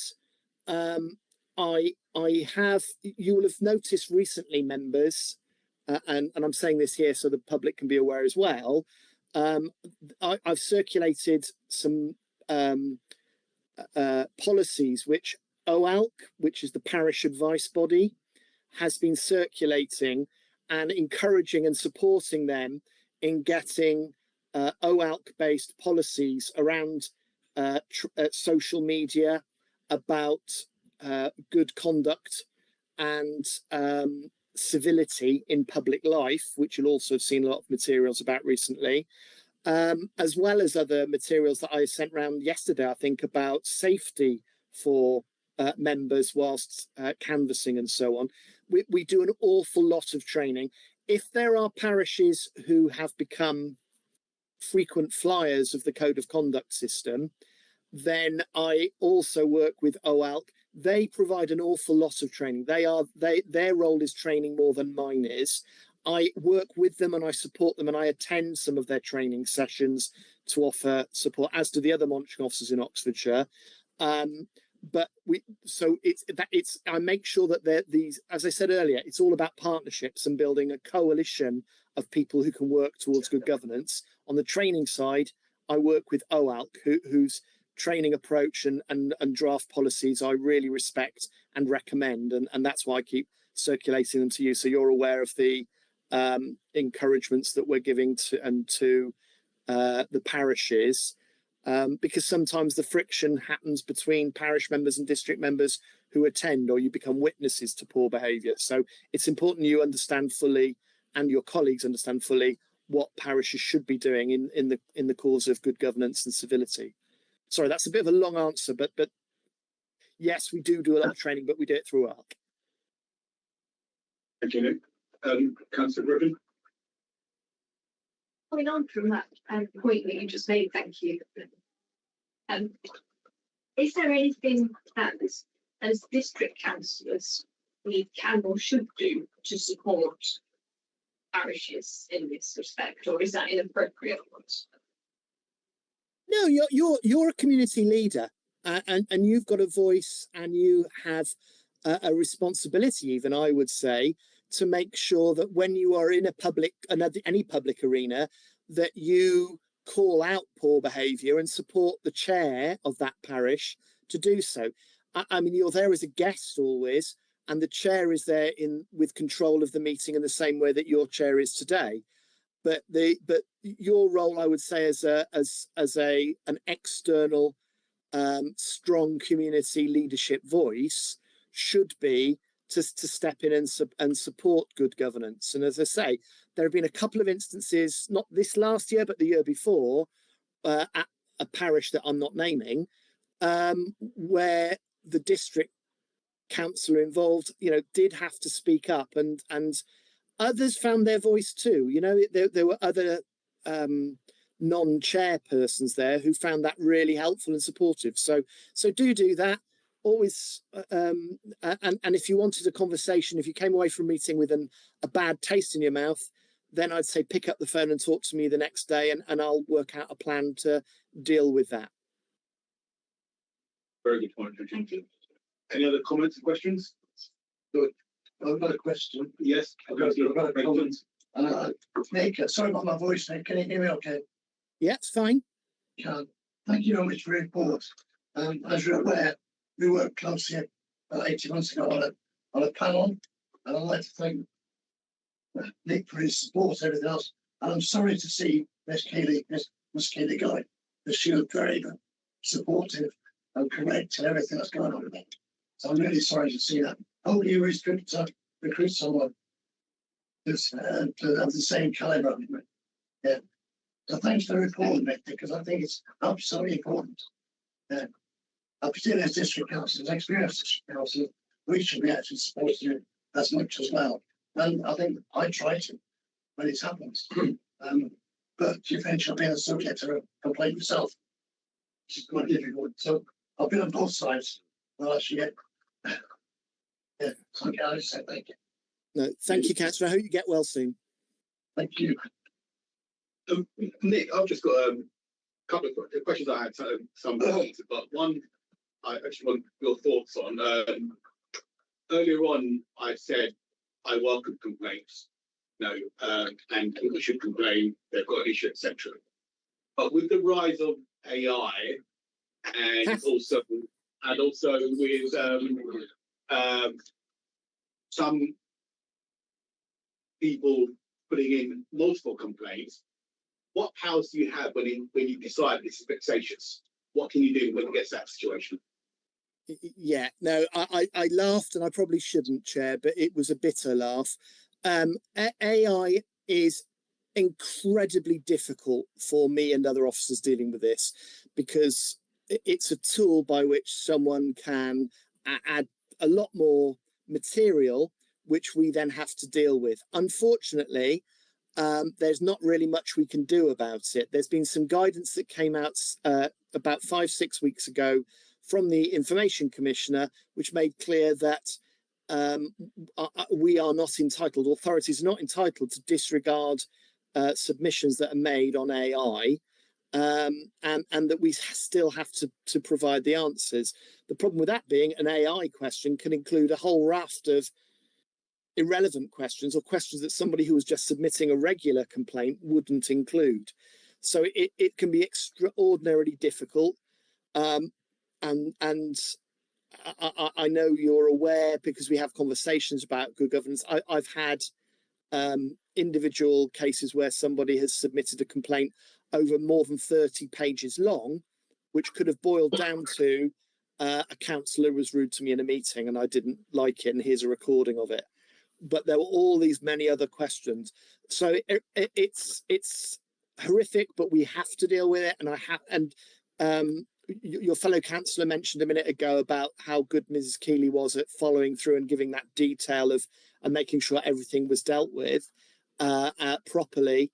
But we have to do that every time, even when it's like that, and even when a lot of the work, the things that are submitted are arguably fairly irrelevant.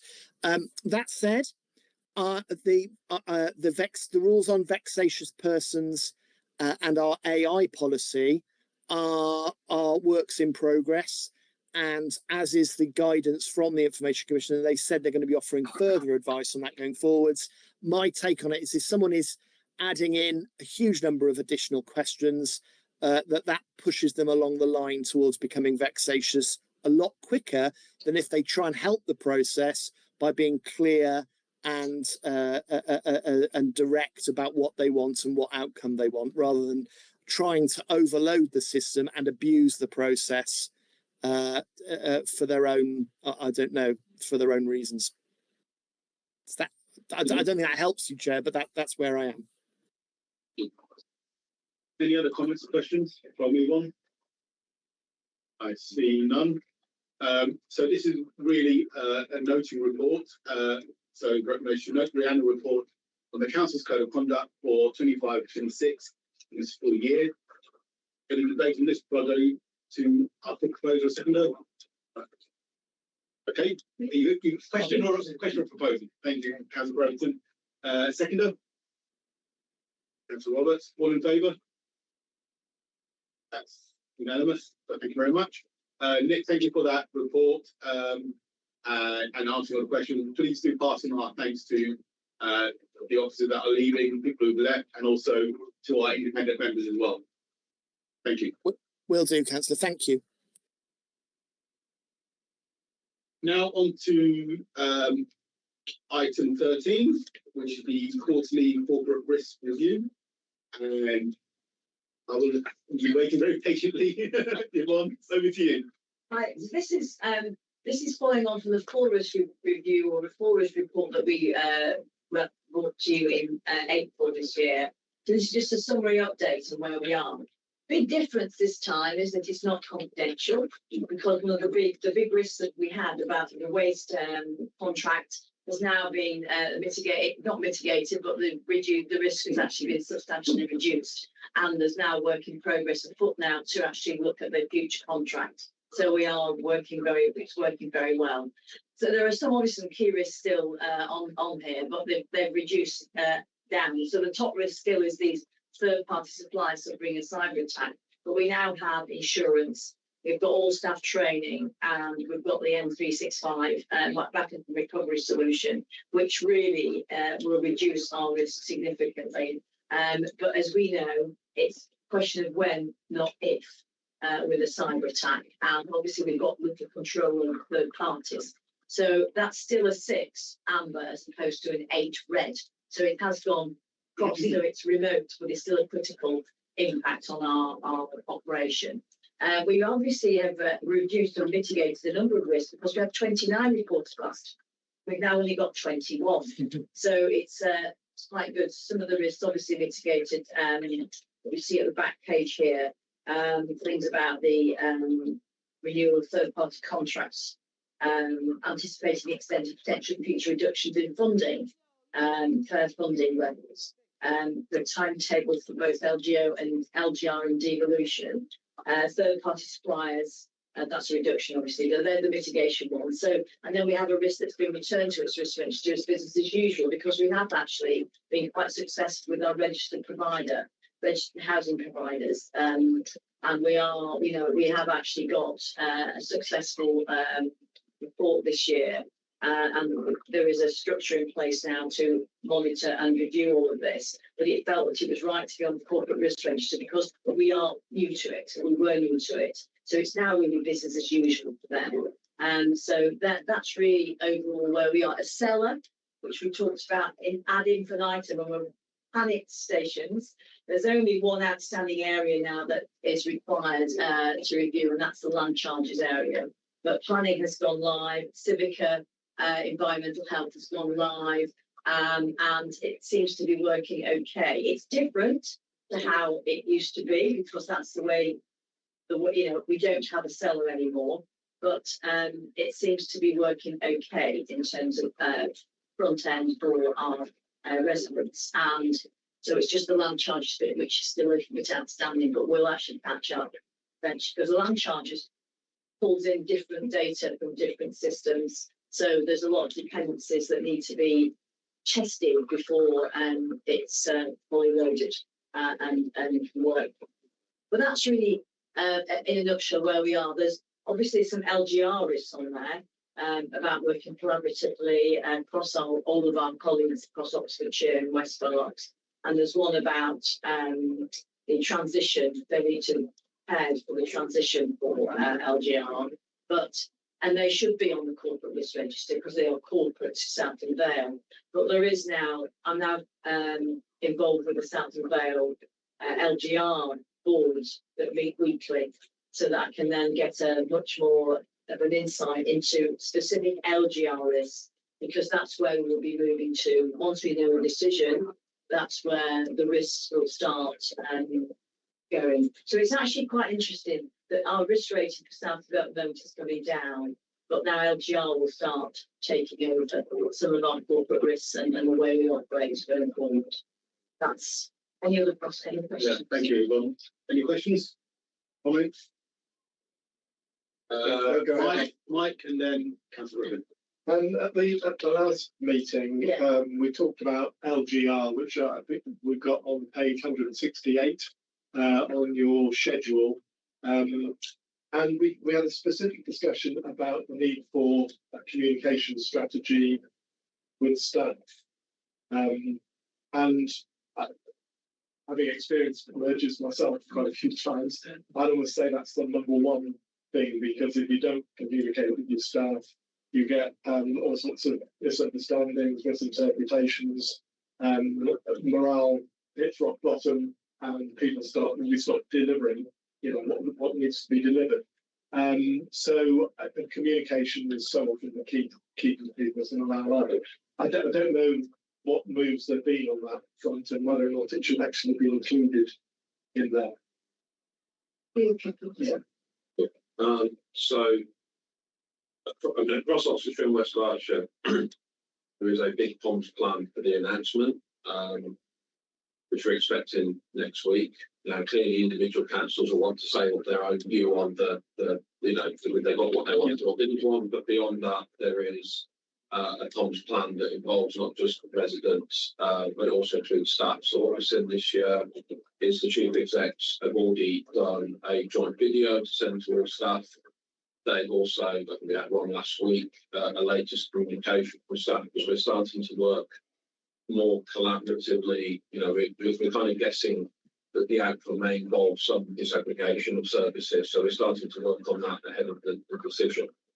One of the key things we've been really trying to tell people is that for the vast majority of staff, you know, on day one, they will carry on doing the job that they're doing now. Yes, they'll work for a different organisation on day one, there'll be a different name on the payslip, but for most people, their job will carry on. So please don't panic. And in fact, actually, what we hear a lot of when we hear from other LGR areas is people do go. They think LGR is coming and they leave. And actually, most councils start on day one without enough staff to operate. So that's one of the key drivers for us trying to be really reassuring to staff that, you know, yes, change is coming, but don't panic about it. We'll get through it. You know, we'll work together and get through it.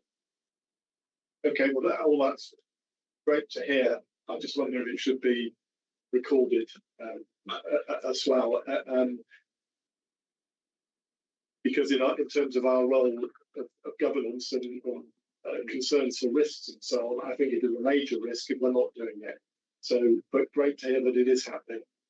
I'm just trying to double check that it isn't recorded, because we have, you know, the risk of losing staff due to LGR. Yes, it is. That's on the corporate risk register. Yeah, it is on the corporate risk register, which would be a failure of that communication, effectively. So the mitigation to the risk of losing staff because they're worried about LGR is proper communication. So if it's not explicitly on there, we can change that. Yeah, I just think it's not a top risk at the moment, losing resource, because it's not. Yeah, it's not, because I recall the top risks on that paper, not the whole. The resourcing is not a top risk because currently we're actually fairly stable. Yeah. We have very few people leaving the council currently, and retaining and we are recruiting as well. There's been no change to our retention rates, despite our retention rates. Yeah. Okay. But communication is on the LGR risk register. It was taken on board when we spoke last time. So it's not a corporate risk in terms of here. It's on our LGR risk register, and it will be part of the working from a Net South and Wales perspective. And I'd like to add to that, I've been doing lots of roundtable reviews with fellow council people like me, risk insurance across all of the UK, within our insurance roundtable discussions. And a lot of people don't really know what's happening in their areas. And we do. I mean, I do feel really very informed. We had this conversation last time, and then the conversation went on there where it was clear that people didn't know what was going on in here. So, yeah, well, I'm just, I'll stop communicating without communication, but I think it's the key thing in these spaces. But we'll make it is duly noted, and it will be on. It is on the LGR risk register, which you'll see. I'm going to move on, but I think understood now. You need to communicate here. Communicate. Yeah. All right, brilliant. Thank you, Councillor Griffin. So I just want to say it's great to see that the mitigation actions have made a difference to the tax risk on the third party and buyer. Yes, cycle of tax was really good to see. Yes, I know that we've got an item, I think, coming up next time on cybersecurity. So feel free to refer me to that so we can talk about it then. But obviously, it talks about having the M365 backup and recovery solution. Yes.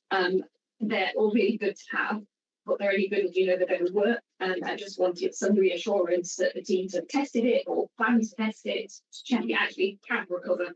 And then before they have tried and tested it, we've got actually specialist people in IT specifically looking, and because we wanted to purchase it, it didn't work with our systems anyway, and it's taken quite some time to test and trial it.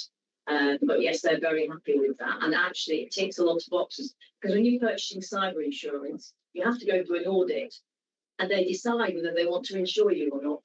They decide whether you're a risk worth taking or not. And having that meant that we could get cyber insurance. And we're about to be on board with the cyber insurers tomorrow, actually. So we'll hopefully have a lot more top tips to hand to help raise awareness across the council as well. So yes, that's the only one. Very good to hear. Thank you. Any other comments or questions?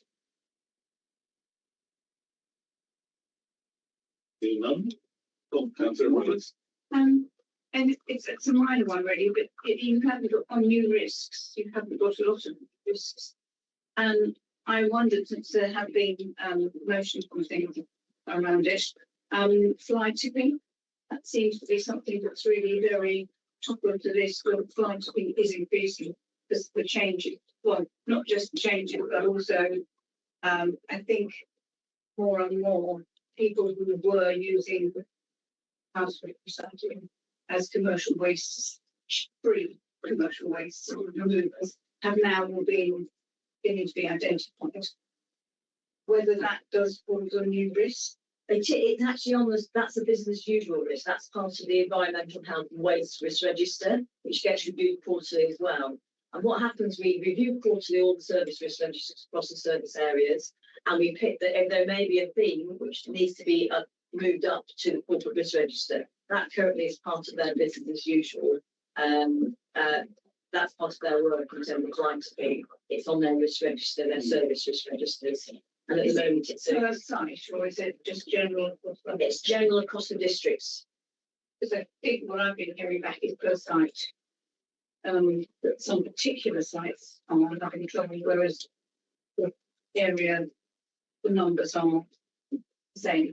Yes, because it's Oxford County Council that runs the sites anyway, so it would only be looking at our blind being at reviewing the blind. Yes, and that could be, it might not be relevant to site, because we would be only interested in our district as a general. Sites that are in our district. Yeah, I know, but it could be anywhere that's not related to the site, but yeah.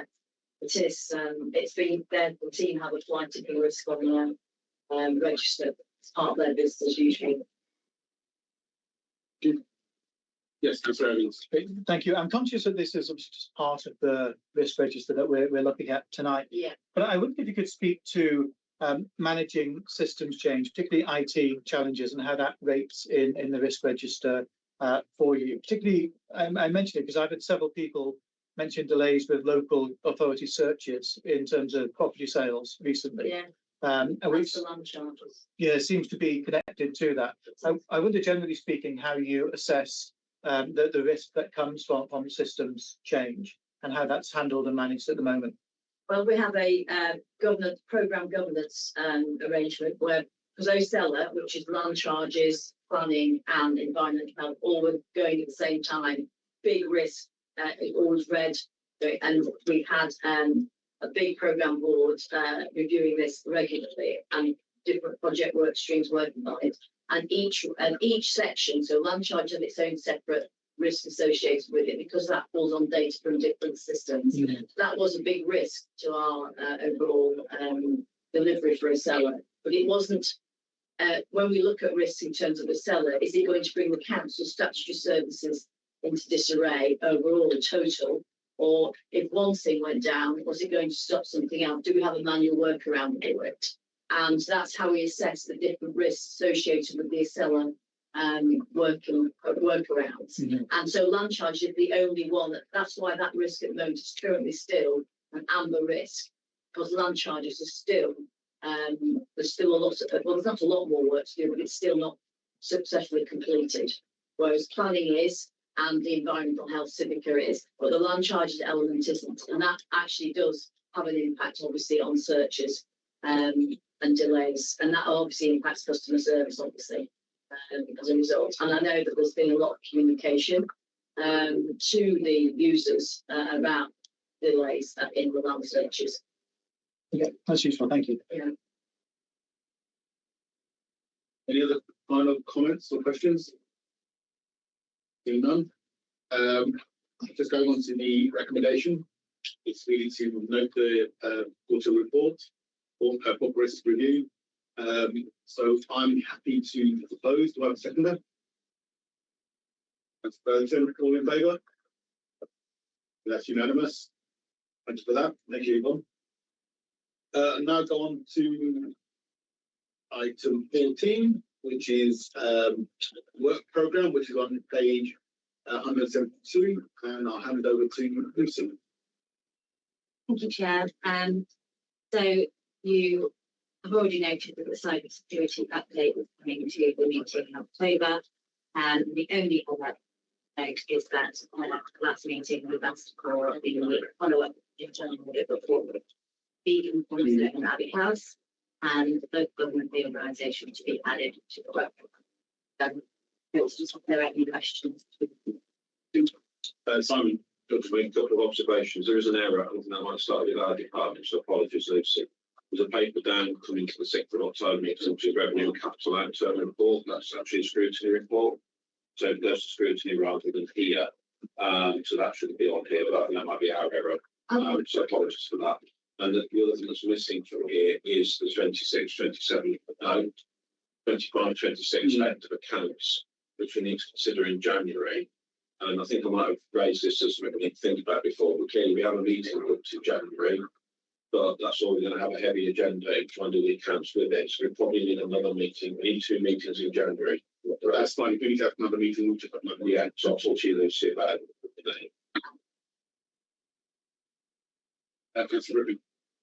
Just a question on the internal reports for the performance and accounts. Are we expecting those in October or in future?